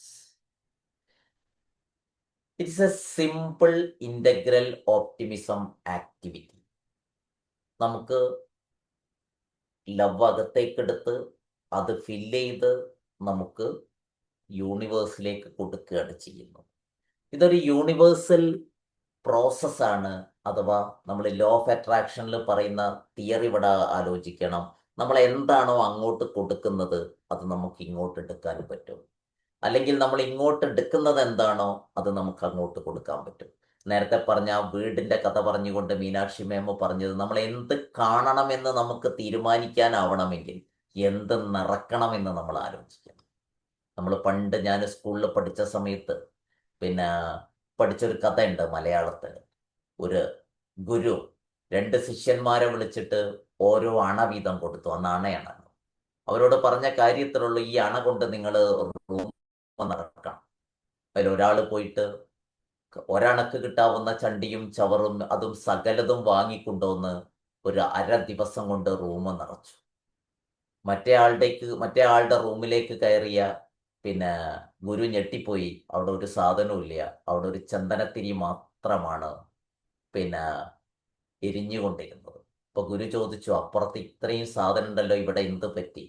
അപ്പൊ ആ പയ്യൻ പറഞ്ഞു, ഞാൻ എൻ്റെ റൂം ഒരു അണ കൊണ്ട് നിറച്ചത് സുഗന്ധം കൊണ്ടാണ്. ഇത് പണ്ട് ഞാൻ 3-ാം ക്ലാസ്സിലോ 4-ാം ക്ലാസ്സിലോ മലയാളത്തിൽ പഠിച്ച ഒരു കഥയാണ്. ചൈത്രനും മൈത്രനും സർ. ഏ ചൈത്രനും മൈത്രനും. ചൈത്രേയനും മൈത്രേയനും, റൈറ്റ്. പേരൊക്കെ ഞാൻ മറന്നുപോയിട്ട്. പക്ഷെ അതിൻ്റെ ഒരു മെസ്സേജ് നോക്കൂ നിങ്ങൾ. ഇതുപോലെയാണ് നമ്മുടെ ഉള്ളിൽ എന്ത് നിറക്കുന്നു എന്നുള്ളത് വളരെ പ്രധാനപ്പെട്ടതാണ്. ഇതുകൊണ്ടാണ് ദൈവം പണ്ട് പറഞ്ഞത്, ഞാൻ നിങ്ങളുടെ ഹൃദയത്തിലേക്കാണ് നോക്കുന്നത് എന്നുള്ളത്. ഹൃദയം എന്തുകൊണ്ട് നിറക്കുന്നു എന്നുള്ളത് നമ്മൾ എന്ത് പുറത്തേക്ക് കൊടുക്കുന്നു എന്നുള്ളതിൻ്റെ വളരെ ഇമ്പോർട്ടൻ്റ് ആയിട്ടുള്ള ഒരു സംഗതിയാണ്. ഇത് ചെയ്യാൻ നമുക്ക് ഒരു ബുദ്ധിമുട്ടും ഇല്ലാത്ത കാര്യമാണ്. നമുക്ക് വേണമെങ്കിൽ ഇതേ ആക്ടിവിറ്റി വേറൊരു രൂപത്തിൽ ചെയ്യാം. നമുക്ക് ഇതുപോലെ കൈവച്ചുകൊണ്ട് നമ്മുടെ മാതാവ് നമുക്ക് തന്നിട്ടുള്ള ലവ് നമുക്ക് ഇൻഹെയിൽ ചെയ്യാം. ആ മാതാവിലേക്ക് നമുക്ക് ലവ് എക്സെയിൽ ചെയ്യാം. നമ്മുടെ നല്ല സുഹൃത്തുക്കൾ തന്നിട്ടുള്ള ലവ് നമുക്ക് ഇൻഹെയിൽ ചെയ്യാം. അവരിലേക്ക് നമുക്കത് എക്സെയിൽ ചെയ്യാം. അതുപോലെ തന്നെ നമുക്ക് നല്ല അധ്യാപകരിലേക്ക് തന്നിട്ടുള്ള ലവ് നമുക്ക് ഇൻഹെയിൽ ചെയ്യാം. ഈവൻ നമ്മുടെ ജീവിത പങ്കാളി തന്നിട്ടുള്ള സ്നേഹം നമുക്ക് ഇൻഹെയിൽ ചെയ്യാം. അവളിലേക്ക് അല്ലെങ്കിൽ അവനിലേക്ക് നമുക്കത് എക്സെയിൽ ചെയ്യാം. ഇങ്ങനെ ഇതിൻ്റെ വെറൈറ്റി ഓഫ് ആക്ടിവിറ്റീസ് നമുക്ക് ചെയ്യാൻ പറ്റും. വളരെ സിമ്പിളാണ്. നമുക്ക് ഉറങ്ങാൻ പോകുമ്പോൾ നിങ്ങൾ പലരും ഗ്രാറ്റിറ്റ്യൂഡ് ജേർണലൊക്കെ എഴുതുന്നവരായിരിക്കും. ഗ്രാറ്റിറ്റ്യൂഡ് നമുക്ക് ഇതുപോലെ ചെയ്യുകയും ചെയ്യാം. സ്വന്തം ഹൃദയത്തിൻ്റെ ഭാഗത്ത് കൈവച്ചുകൊണ്ട് നമ്മളൊരു ലാസ്റ്റ് ഉറങ്ങാൻ പോകുന്നതിൻ്റെ തൊട്ട് മുമ്പ് ഇങ്ങനെ ചെയ്താൽ ഒരു കാര്യം ഉറപ്പാണ്, നമ്മുടെ ഉറക്കം ഒന്നുകൂടി മനോഹരമായിരിക്കും. നമ്മുടെ ഉറക്കം ഒന്നുകൂടി ബ്യൂട്ടിഫുൾ ആയിരിക്കും എന്ന് എനിക്ക് തോന്നുന്നുണ്ട്. ഇനി എന്താണ് ഇതിൻ്റെ ഒരു സയൻസ് എന്ന് ചോദിച്ചു കഴിഞ്ഞാൽ, എന്തിനാണ് ഇത് ചെയ്തതെന്ന് ചോദിച്ചാൽ, സയന്റിഫിക് ആയിട്ട് നമ്മൾ പറയുകയാണെങ്കിൽ, ഒന്ന് നമുക്കറിയാം, നമുക്കൊരു കാർഡിയോ വാസ്കുലാർ സിസ്റ്റം, നമ്മളൊക്കെ ജീവിച്ചു പോകുന്നത് ഈ സിസ്റ്റം ആക്റ്റീവായിട്ട് വർക്ക് ചെയ്യുന്നത് കൊണ്ടാണ്. ഹൃദയത്തിൻ്റെ ഈ ബ്ലഡ് പമ്പ് ചെയ്യുന്ന ഫങ്ഷൻ, ഈ ഫങ്ഷൻ ഏറ്റവും ബ്യൂട്ടിഫുള്ളായി നടക്കുന്നത് കൊണ്ടാണ് നമ്മൾ ജീവിച്ചു പോകുന്നത്. അതുപോലെ തന്നെ നമ്മളുടെ തൈമസ് ഗ്ലാൻഡ് ഉണ്ട്, നമ്മുടെ ചെസ്റ്റിൻ്റെ ഭാഗത്ത് വരുന്ന ചെറിയൊരു gland, an integral part of immune system. നമ്മളുടെ രോഗപ്രതിരോധ സംവിധാനത്തെ ഏറ്റവും ശക്തമായി നിലനിർത്തുന്നതിൽ പ്രധാന പങ്ക് വഹിക്കുന്നതാണ് തൈമസ് ഗ്ലാൻഡ്. ഇത് രണ്ടിലേക്കും നമുക്ക് ഈ ഒരു ആക്ടിവിറ്റി ചെയ്യുന്ന സമയത്ത് എനർജി കൊടുക്കുന്നു എന്നുള്ളതാണ്. ഒരേ സമയം നമ്മുടെ കാർഡിയോ വാസ്കുലാർ സിസ്റ്റത്തിലേക്കും അതേപോലെ തന്നെ തൈമസ് ഗ്ലാൻഡിലേക്കും നമ്മൾ ഈ ഒരു ആക്ടിവിറ്റി ചെയ്യുന്ന സമയത്ത് എനർജി നമ്മൾ കൊടുക്കുന്നു. എനർജി ഓഫ് കോഴ്സ് ഫ്രീക്വൻസി ഉണ്ട്. നമ്മൾ പറഞ്ഞു, ഫ്രീക്വൻസി ഉള്ളതെല്ലാം എനർജി ആണെങ്കിൽ ലവ് ഒരു എനർജിയാണ്. നമ്മൾ ലവ് കൊടുക്കുമ്പോഴും എടുക്കുമ്പോഴും നമ്മൾ അതിൻ്റെ എനർജി ഫ്രീക്വൻസി, നമ്മളതിൻ്റെ മൂവ്മെൻ്റ് ഉണ്ട്, വൈബ്രേഷൻ ഉണ്ട്. ഈ വൈബ്രേഷൻ എന്ത് ചെയ്യുന്നു എന്ന് ചോദിച്ചാൽ നമ്മുടെ കാർഡിയോ വാസ്കുലാർ സിസ്റ്റത്തെ ഇൻടാക്റ്റ് ആക്കുന്നു, തൈമസ് ഗ്ലാൻഡിൻ്റെ പ്രവർത്തനത്തെ കൂടുതൽ സജീവമാക്കുന്നു. അത് നമ്മുടെ ലൈഫിൻ്റെ ഇമ്മ്യൂൺ സിസ്റ്റത്തെ കൂടുതൽ മനോഹരമാക്കുന്നു, പ്രവർത്തനത്തെ കൂടുതൽ മനോഹരമാക്കും. വളരെ സിമ്പിളായിട്ടുള്ള ഒരു ആക്ടിവിറ്റി ആണെങ്കിൽ പോലും ഇറ്റ് ടേക്ക് ഇറ്റ്സ് ഓൺ നമ്മൾ ഇമ്പോർട്ടൻസ്, അതിൻ്റെതായ ഇമ്പോർട്ടൻസ് ഉണ്ട്. അതുകൊണ്ട് ഈ ഒരു ആക്ടിവിറ്റി നമുക്ക് നമ്മൾ ചിലപ്പോഴൊക്കെയും ആളുകളോട് പറയുന്ന സമയത്ത് ഹൃദയത്തിൻ്റെ ഭാഗത്ത് കൈവച്ചുകൊണ്ട് നമ്മൾ വണങ്ങാറുണ്ട്. ദാറ്റ് മീൻസ് നിങ്ങളെ എനിക്ക് ഇഷ്ടമാണ്, നിങ്ങളോട് എനിക്ക് സ്നേഹമാണ് എന്നുള്ളതാണ് നമ്മൾ കാണിക്കുന്നത്. എന്നതുപോലെ നമ്മൾ സ്വന്തം ഹൃദയത്തിൻ്റെ ഭാഗത്ത് കൈവച്ച് സ്നേഹം എടുക്കുകയും കൊടുക്കുകയും ചെയ്യുമ്പോൾ നമ്മുടെ കാർഡിയോ വാസ്കുലാർ സിസ്റ്റത്തെ നമ്മൾ ആക്ടിവേറ്റ് ചെയ്യുകയാണ് ചെയ്യുന്നത്. നമ്മുടെ ഇമ്മ്യൂൺ സിസ്റ്റത്തെ നമ്മൾ ആക്ടിവേറ്റ് ചെയ്യുകയാണ് ചെയ്യുന്നത്. ഓക്കെ, ഇനി ഇതുപോലെ വളരെ പ്രധാനപ്പെട്ട ഒരു പൊസിഷനാണ് നമ്മുടെ ഫോർ ഹെഡ് പൊസിഷൻ എന്ന് പറയുന്നത്. നമുക്കറിയാം ഫോർ ഹെഡ് എന്ന് പറയുന്ന സമയത്ത് നമ്മളെ എന്താണ് എൻ്റർ ബ്രെയിനിനെ ആക്ടിവേറ്റ് ചെയ്യുന്ന ഒരു ഭാഗമാണ് ഫോർ ഹെഡ്. നമ്മൾ ഹിപ്നോസിസ് ഒക്കെ ചെയ്യുന്ന സമയത്ത് ഫോർ ഹെഡിൽ തൊട്ടുകൊണ്ട് ആളുകളോട് സ്ലീപ്പ് ചെയ്യാൻ പറയുന്ന സമയത്ത് അവർ കൂടുതൽ മനോഹരമായിട്ട് സ്ലീപ്പ് ചെയ്യുന്നുണ്ട്. അപ്പോൾ ഒരു സെക്കൻഡ് ആക്ടിവിറ്റി നമുക്ക് ചെയ്തു നോക്കാം. യെസ്, നമ്മൾ ഒരു കൈ നമ്മൾ നമ്മുടെ ഫോർഹെഡിൽ വെക്കുക, മറ്റേ കൈ നമ്മൾ ആ കൈയിൻ്റെ മുകളിൽ വെക്കുക. നേരത്തെ ചെയ്തതുപോലെ തന്നെ നിവർന്നിരുന്ന് നമ്മൾ സാവകാശം കണ്ണുകൾ അടക്കുക.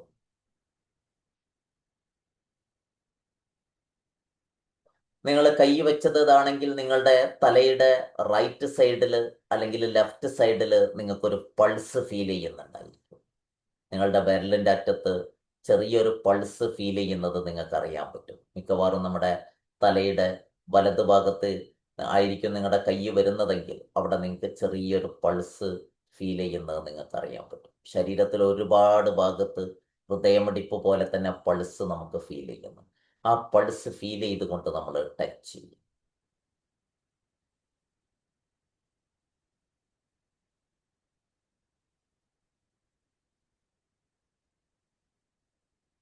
സാവകാശം ഇൻഹെയിൽ ചെയ്യുക,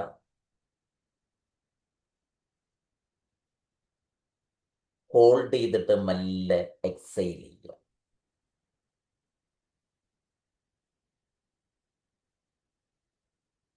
ഇനി നിങ്ങൾ ഇൻഹെയിൽ ചെയ്യുന്ന സമയത്ത് പോസിറ്റീവ് ഫീലിങ്സ് ആണ് ഇൻഹെയിൽ ചെയ്യേണ്ടത്.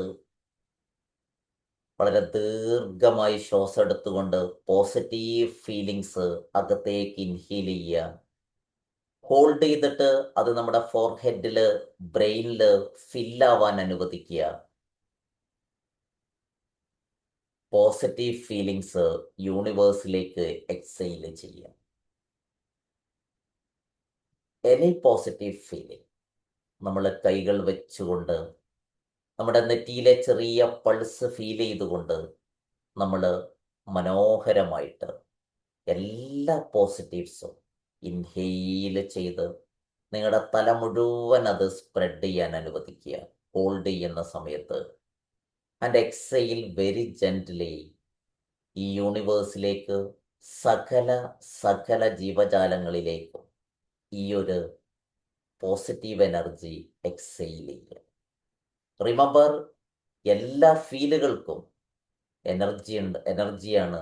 അതുകൊണ്ട് തന്നെ അവർക്ക് വൈബ്രേഷൻ ഉണ്ട്, അതുകൊണ്ട് തന്നെ അവർക്ക് ഫ്രീക്വൻസി ഉണ്ട്. നമ്മൾ കൊടുക്കുന്നത് കിട്ടുന്നതും നമ്മളെ കൂടുതൽ എനർജൈസ് ചെയ്തുകൊണ്ടിരിക്കും. Gently inhale the positive feeling and allow to spread throughout your brain, and gently exhale the positive feeling to the universe.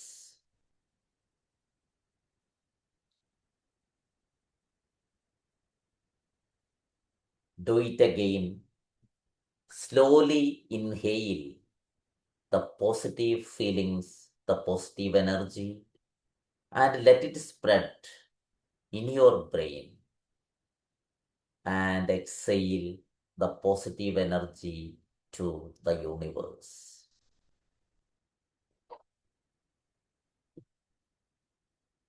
Gently open your eyes and remove the hands. കാരണം ഈ ഒരു പോയിന്റ് നമ്മുടെ ബ്രെയിന് നമുക്കറിയാം, മനുഷ്യനാക്കിയത് നമ്മുടെ frontal ലോബാണ്, reasoning ബ്രെയിനാണ്, നമുക്ക് ചിന്തിക്കാൻ കഴിവ് തന്നതാണ്. നമ്മളെ മനുഷ്യനെ മറ്റ് ജീവികളിൽ നിന്ന് വേർതിരിക്കുന്നത് അല്ലെങ്കിൽ മറ്റെല്ലാ ജീവജാലങ്ങളിൽ നിന്നും വ്യത്യസ്തനാക്കുന്നത് നമ്മുടെ ഫ്രണ്ടൽ ലോബാണ്, റീസണിങ് ബ്രെയിനാണ്. റീസണിങ് ബ്രെയിന് സ്റ്റാർട്ട് ചെയ്യുന്നത് നമ്മുടെ ഫോർഹെഡിൽ നിന്നാണ്. അതുകൊണ്ട് തന്നെ നമുക്ക് ഇവിടെ കൊടുക്കുന്ന ചിന്ത അത് പോസിറ്റീവ് ആണെങ്കിൽ, നമ്മൾ മറ്റുള്ളവരിലേക്കും കൊടുക്കുന്ന ചിന്ത പോസിറ്റീവ് ആണെങ്കിൽ, സ്ലോലി ആൻഡ് ജെന്റിലി നമ്മുടെ ഉള്ളിൽ പോസിറ്റീവ് എന്ന് നിറയും. നമ്മൾ മുമ്പൊക്കെ പഠിച്ചപ്പോൾ നിങ്ങൾക്ക് ഓർമ്മ ഉണ്ടാവും, പോസിറ്റീവ് ഇൻഹെയിൽ ചെയ്ത് നെഗറ്റീവാണ് നമ്മൾ എക്സെയിൽ ചെയ്യാറുള്ളത്. പക്ഷെ നമ്മൾ പോസിറ്റീവ് സൈക്കോളജിയിലേക്ക് വന്നപ്പോൾ നമ്മൾ ലോ ഓഫ് അട്രാക്ഷൻ്റെ റൂൾ ഉപയോഗിക്കുകയാണ്. കൊടുക്കുന്നതും എടുക്കുന്നതും പോസിറ്റീവ് ആവണം. കൊടുക്കുന്നതും എടുക്കുന്നതും പോസിറ്റീവ് ആവുന്ന സമയത്ത് നമ്മൾ അറിയാതെ നമ്മൾ പോസിറ്റീവ് ആവുന്നുള്ളതാണ്. അപ്പോൾ ഇതിൻ്റെ ഒരു പ്രധാനപ്പെട്ട സംഗതി ഇതാണ്, നമ്മുടെ എൻറ്റയർ ബ്രെയിനെ സ്റ്റിമുലേറ്റ് ചെയ്യാൻ സഹായിക്കും. അത് നിങ്ങളെ ടച്ച് ചെയ്യുമ്പോൾ തന്നെ നിങ്ങൾക്ക് ആ ബ്രെയിൻ്റെ ഒരു വൈബ്രേഷൻ നമുക്ക് കൃത്യമായിട്ട് ഫീൽ ചെയ്യും. എൻറ്റയർ ബ്രെയിന് സ്റ്റിമുലേറ്റ് ചെയ്യുന്നതിന് ഇത് സഹായിക്കുന്നു എന്നുള്ളതാണ്. ഇനി നമ്മൾ തേർഡ് പാർട്ട്, നമ്മൾ ക്രൗൺ ചക്ര എന്നൊക്കെ പറയുന്ന നമ്മുടെ മൂർധാവിൻ്റെ ഭാഗത്തേക്കാണ്. ഇതിനെ സ്പിരിച്വൽ പൊസിഷൻ എന്നാണ് നമ്മൾ പറയുന്നത്. സാധാരണ നമ്മൾ ഇതൊക്കെ പറയുന്ന സമയത്ത് റേക്കി അല്ലെങ്കിൽ പ്രാണിക് ഹീലിംഗ് പോലുള്ള സംഗതിയൊക്കെ പഠിച്ച ആളുകളുണ്ടെങ്കിൽ നിങ്ങൾക്കറിയാം, നമ്മൾ ഈ ക്രൗൺ ചക്ര വളരെ പ്രധാനപ്പെട്ടതാണ്. അപ്പോൾ നമ്മൾ ഒരിക്കൽ കൂടി നമ്മൾ ഒരു ആക്ടിവിറ്റി ചെയ്യാൻ പോവുകയാണ് നിങ്ങളുടെ മൂർധാവ് എന്ന് പറയുന്ന സമയത്ത് നമ്മൾ പണ്ട് ചെറിയ കുട്ടികളായിരിക്കുന്ന സമയത്ത് പതപ്പുള്ള ഒരു ഭാഗമുണ്ട്. നമുക്കവിടെ തൊട്ടാൽ ഇങ്ങനെ കുഴിഞ്ഞു പോകുന്ന ഭാഗമുണ്ട്. ഈ ഭാഗം ശരിക്ക് വളരെ പ്രധാനപ്പെട്ട സോഫ്റ്റ് ആയിട്ടുള്ളൊരു പാർട്ടായിരുന്നു ആ സമയത്ത്. പിന്നെയാണ് അത് ഹാർഡാവാറുള്ളത്. അതുകൊണ്ട് ആ ഭാഗത്തൊരു കൈവെക്കുക, അതിൻ്റെ മുകളിൽ കൈവെക്കുക. And gently close your eyes. Feel the touch. ആ ഭാഗത്ത് നിങ്ങൾ കൈവച്ചിട്ട് എന്തെങ്കിലും ഒന്ന് സംസാരിച്ച് നോക്കിയാൽ അതിൻ്റെ വൈബ്രേഷൻ നിങ്ങൾക്ക് കയ്യിൽ അനുഭവപ്പെടും. നമുക്ക് എന്തെങ്കിലുമൊക്കെ ഒന്നോ രണ്ടോ വാക്കുകൾ നിങ്ങൾ പറഞ്ഞു നോക്കിയാൽ നിങ്ങൾക്ക് അതിൻ്റെ വൈബ്രേഷൻ കൃത്യമായിട്ട് നിങ്ങളുടെ കൈകളിൽ ഫീൽ ചെയ്യും. So gently close your eyes, take a deep breath, hold it for some time and gently exhale.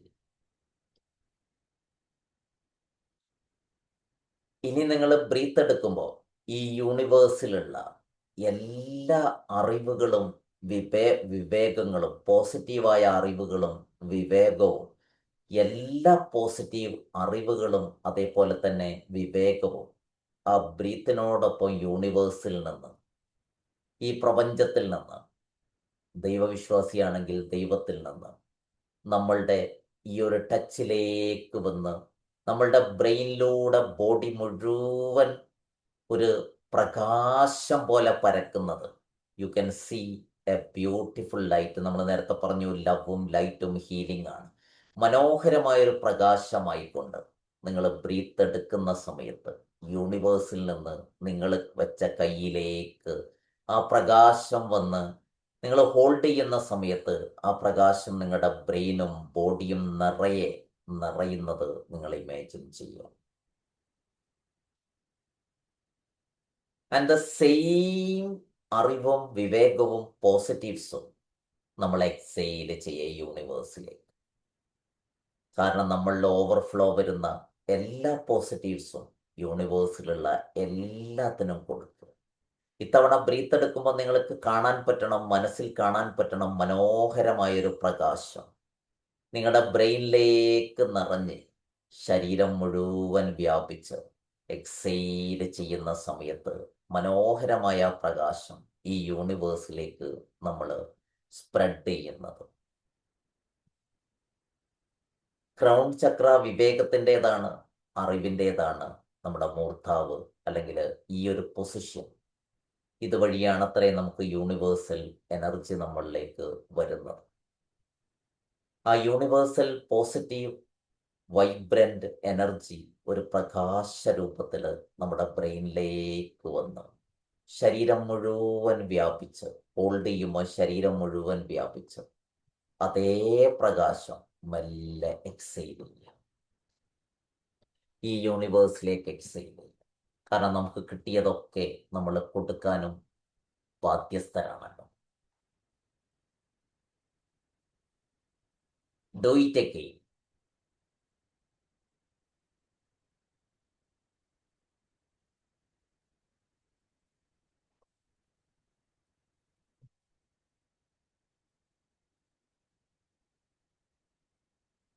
ഇനി സാവകാശം കൈകൾ വേർപ്പെടുത്തി കണ്ണുകൾ മെല്ലെ തുറക്കും. ഇപ്പൊ നമ്മള് ഹാർട്ടിന്റെ ഭാഗത്ത് ലവ്, ഈ ഭാഗത്തെത്തിയപ്പോൾ നമ്മൾ പോസിറ്റീവ് വൈബ്രേഷൻ, ഈ ഭാഗത്തേക്ക് എത്തിയപ്പോൾ വിവേകവും അറിവും നോളജും എല്ലാം നമ്മൾ ഇൻഹെയിൽ ചെയ്തു, അത് തന്നെ സെയിൽ ചെയ്തു. അതുകൊണ്ടാണ് കഴിഞ്ഞ ക്ലാസ്സിൽ പറഞ്ഞത് കംപ്ലീറ്റ്ലി നമുക്ക് സയന്റിഫിക് എവിഡൻസിന്റെ അടിസ്ഥാനത്തിലല്ല, പോസിറ്റീവ് സൈക്കോളജിയിൽ ചില സംഗതികൾ നമ്മുടെ വിശ്വാസം, അതേപോലെ തന്നെ സ്പിരിച്വൽ സയൻസ്, ഇതൊക്കെ എടുത്ത കാര്യങ്ങൾ അല്പം നമ്മൾ ഉപയോഗിക്കുന്നുണ്ട്. പക്ഷെ most of the things are നമ്മൾ സയന്റിഫിക് എവിഡൻസിന്റെ അടിസ്ഥാനത്തിലാണ് ചെയ്യുന്നത്. റൈറ്റ്. നമ്മൾ അവസാനം ചെയ്യാൻ പോകുന്ന തെറാപ്പിയാണ് പൂർണ്ണ റിതമിക് തെറാപ്പി. നമ്മൾ എന്താ ചെയ്യുന്നതെന്ന് വെച്ച് കഴിഞ്ഞാൽ becomes passionately integrated person by filling your life with love and compassion. നമ്മൾ ഈ ഒരു മോഡലിൽ ലവും കമ്പാഷനും കൊണ്ട് നമ്മൾ നമ്മുടെ ഹൃദയവും ശരീരവും ബ്രെയിനും ഒക്കെ നടക്കുകയാണെങ്കിൽ അത് മെല്ലെ മെല്ലെ നമ്മളെ ഒരു ഇന്റഗ്രേറ്റഡ് പേഴ്സണാലിറ്റിയിലേക്ക് എത്തിക്കുമെന്നുള്ള എന്താണ് ഇൻറ്റഗ്രൽ ഓപ്റ്റിമിസം. ഇനി നമുക്ക് രണ്ട് കാര്യങ്ങൾ പ്രാക്ടീസ് ചെയ്യാനുണ്ട്, ഫോർഗിവ്നെസ്സും ഗ്രാറ്റിറ്റ്യൂഡും. അപ്പം നമ്മൾ ഇന്ന് പ്രാക്ടീസ് ചെയ്യുന്നില്ല, അടുത്ത ക്ലാസ്സിൻ്റെ ആദ്യത്തിൽ നമ്മൾ ഫോർഗിവ്നെസ് പ്രാക്ടീസ് ചെയ്തുകൊണ്ടായിരിക്കും അടുത്ത മോഡ്യൂളിലേക്ക് പോകുന്നത്. അപ്പോൾ ഇനിയും ടെക്നിക്കുകളാവുമ്പോൾ കൂടുതൽ ടെക്നിക്കുകളായി പോകുന്നുള്ളത് കൊണ്ടും പിന്നെ നമ്മുടെ ടൈം ആയതുകൊണ്ടും ഫോർഗിവ്നെസ് നമ്മൾ അടുത്ത ക്ലാസ്സിൻ്റെ ഈ മോഡ്യൂളിൻ്റെ ഭാഗമാണ്. അടുത്ത ക്ലാസ്സിൻ്റെ സ്റ്റാർട്ടിങ്ങിലായിരിക്കും ഫോർഗിവ്നെസ്സും ഗ്രാറ്റിറ്റ്യൂഡും നമ്മൾ പിന്നെ ആദ്യത്തെ ക്ലാസ്സിൻ്റെ 10 മിനിറ്റ് എടുത്തുകൊണ്ടായിരിക്കും നമ്മൾ ചെയ്യുന്നത്. Now questions and comments.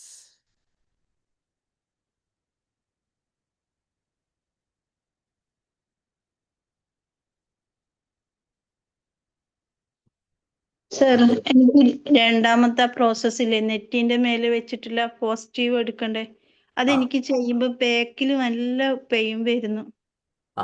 Okay, continuous ആയിട്ട് ചെയ്തു നോക്കൂ. ഒരു 1 വീക്ക് ആ പെയിന് കുറയുന്നത് കാണാം. Okay, do it again and again, നമുക്ക് ആ പെയിന് കുറഞ്ഞു. ദാറ്റ് മീൻസ് എവിടെയോ നമുക്ക് ചെറിയ ചെറിയ ബ്ലോക്കുകൾ ഉണ്ടാവാം.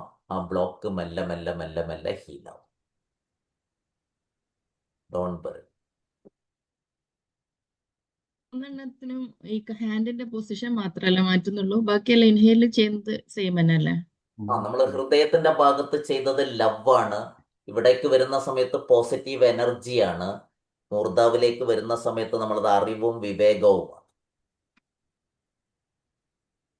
ഹൃദയത്തിൽ നമ്മൾ ലവ് മാത്രം എടുത്ത് ചെയ്തു. പിന്നെ നമ്മൾ വന്നപ്പോൾ എന്ത് ചെയ്തു? പോസിറ്റീവ് എനർജി കംപ്ലീറ്റ് എടുത്തു. പിന്നെ നമ്മളത് അറിവും വിവേകവും ഒരു പ്രകാശത്തിന്റെ, കാരണം പ്രകാശത്തിനും ലവിനും വൈബ്രേഷൻ ഉണ്ട്, ഫ്രീക്വൻസി ഉണ്ട്. അത് നമ്മളുടെ ഓരോ സെല്ലിനെയും ആക്ടിവേറ്റ് ചെയ്യുന്നുള്ളത് കൊണ്ടാണ് നമ്മൾ 3 ചെറിയ ടെക്നിക്കുകൾ ചെയ്തത്. ഇനി നമ്മൾ നേരത്തെ എഴുതി വെച്ചതുമായിട്ട് ബന്ധപ്പെട്ടുകൊണ്ട് നമുക്ക് ഫോർഗിവ്നെസ്സിന്റെ തെറാപ്യൂട്ടിക് മെത്തേഡ് ഉണ്ട്. അത് നമുക്ക് അടുത്ത ക്ലാസ്സിന്റെ ആദ്യത്തിലായിരിക്കും നമ്മൾ ചെയ്യുന്നത്. സാർ ഒരു കാര്യം ചോദിച്ചോട്ടെ. നോർമലി എന്റെ ഒരു ഇത് വെച്ചിട്ട് എനിക്കൊരു പ്രശ്നം ഉണ്ടായി കഴിഞ്ഞു കഴിഞ്ഞാല് ഞാൻ അതിനെപ്പറ്റി ആലോചിച്ച് ചിലപ്പോൾ ആ സമയത്ത് എനിക്കൊരു ഫീലിംഗ് ഉണ്ടാവും. പിന്നെ അതെന്ത് ചെയ്യുമെന്ന് വെച്ച് കഴിഞ്ഞാല് അതെന്ത് ചെയ്യും, ഞാൻ അതിൽ നിന്ന് കാര്യങ്ങൾ മനസ്സിലാക്കിയിട്ട് പിന്നെ അതിനെ പറ്റിയിട്ട് ഇപ്പൊ അതൊരു ആരെന്തെങ്കിലും നമുക്കൊരു മോശമായ അനുഭവം ഉണ്ടായാലും, അല്ല എനിക്കിപ്പോ ഒരു ബിസിനസ്സിൽ ഒരു ലോസ് ഉണ്ടായി കഴിഞ്ഞാൽ വാട്ട് എവർ, കുറച്ച് കഴിഞ്ഞാൽ പിന്നെ എനിക്ക് അതിനെപ്പറ്റി ഒരു ഫീലിംഗ് ഒന്നും അങ്ങനെ ഉണ്ടാവാറില്ല. അതിന്റെ ഒരു മെമ്മറിയിൽ ഉണ്ടാവും, അതിന്റെ ഒരു ലേണിംഗ് എക്സ്പീരിയൻസ് അവിടെ ഉണ്ടാവും എന്നല്ലാതെ വേറൊന്നും അവിടെ ഉണ്ടാവില്ല സംഭവം. അത് നിങ്ങൾ അവസാനം പറഞ്ഞതാണ് അതിന്റെ ഉത്തരം. നിങ്ങൾ അതൊരു ലേണിംഗ് എക്സ്പീരിയൻസ് ആയിട്ട് അതിനെ കാണുന്നു, അതിന്ന് പഠിക്കേണ്ടത് പഠിക്കുന്നു. നമ്മളൊരു കാര്യത്തിൽ നിന്ന് എന്തെങ്കിലും പഠിച്ചു കഴിഞ്ഞാൽ പിന്നെ ആ ഫീലിംഗ് നമ്മളെ ബുദ്ധിമുട്ടാക്കില്ല. പഠിക്കാതെ നമ്മളതൊരു ഫീലിംഗ് ആയിട്ട് കൊണ്ടു നടക്കുമ്പോഴേ അത് നമ്മളെ ഡിസ്റ്റർബ് ചെയ്യുള്ളൂ. അതിപ്പോ ഒരാളെ വിഷമിപ്പിച്ചു കഴിഞ്ഞാൽ പോലും അവരെ കണ്ടു കഴിഞ്ഞാൽ പിന്നെ ഒരു ദേഷ്യമോ ഒരു പ്രശ്നങ്ങളോ ഒന്നും ഉണ്ടാവാറില്ല. പക്ഷെ ഞാൻ മനസ്സിൽ വെക്കും ഇവന്മാര് ചിലപ്പോൾ എനിക്ക് പണി തരാൻ സാധ്യത ഉണ്ട്, പക്ഷെങ്കിൽ അങ്ങനെ എന്തില്ല, ഒരു ബുദ്ധിമുട്ടുണ്ടാവാറില്ല. അതിനാണ് നമ്മൾ ലേണിംഗ് എന്ന് പറയുന്നത്. ഒരാളെ നമ്മൾ മനസ്സിലാക്കി കഴിഞ്ഞാൽ നമ്മൾ എന്ത് ചെയ്യും? അയാളുമായിട്ട് ഇടപെടുന്ന സമയത്ത് അല്പം സൂക്ഷിക്കുന്നത് ലേണിംഗ് ആണ്. നിങ്ങൾ അതിനെ ലേണിംഗ് ആയിട്ട് മാത്രം എടുക്കുന്നത് കൊണ്ട്, ഫീലിംഗ് ആയിട്ട് നിങ്ങൾ ഹൃദയത്തിൽ കൊണ്ടുനടക്കാത്തത് കൊണ്ട് നിങ്ങൾക്ക് എന്ത് ചെയ്യുന്നു? ഹാപ്പി ആയിട്ട് വീണ്ടും അയാളെ കാണുമ്പോൾ കാര്യങ്ങൾ ചെയ്യാൻ പറ്റുന്നു. Okay sir, okay sir. മോമൻജി ആ ലാസ്റ്റ് സ്ലൈഡ് ഒന്ന് കാണിക്കാവോ? ഇൻ പൂർണ്ണ റിത്മിക് വേ എന്നുള്ള Yes, ആ ലാസ്റ്റ് സ്ലൈഡ് ഒന്ന് കാണിക്കാവോ പ്ലീസ്? yes.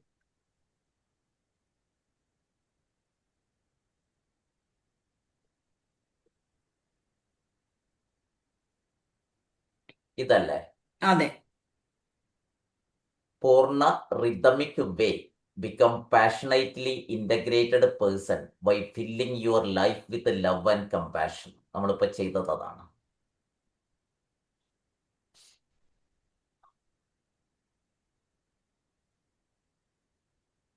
നമുക്ക് അവസാനം ചെയ്യാനുള്ള ഒരു തെറാപ്പി ഉണ്ട് അതിൽ, അത് പൂർണ്ണ integral optimistic therapy. Thank you മോമൻജി.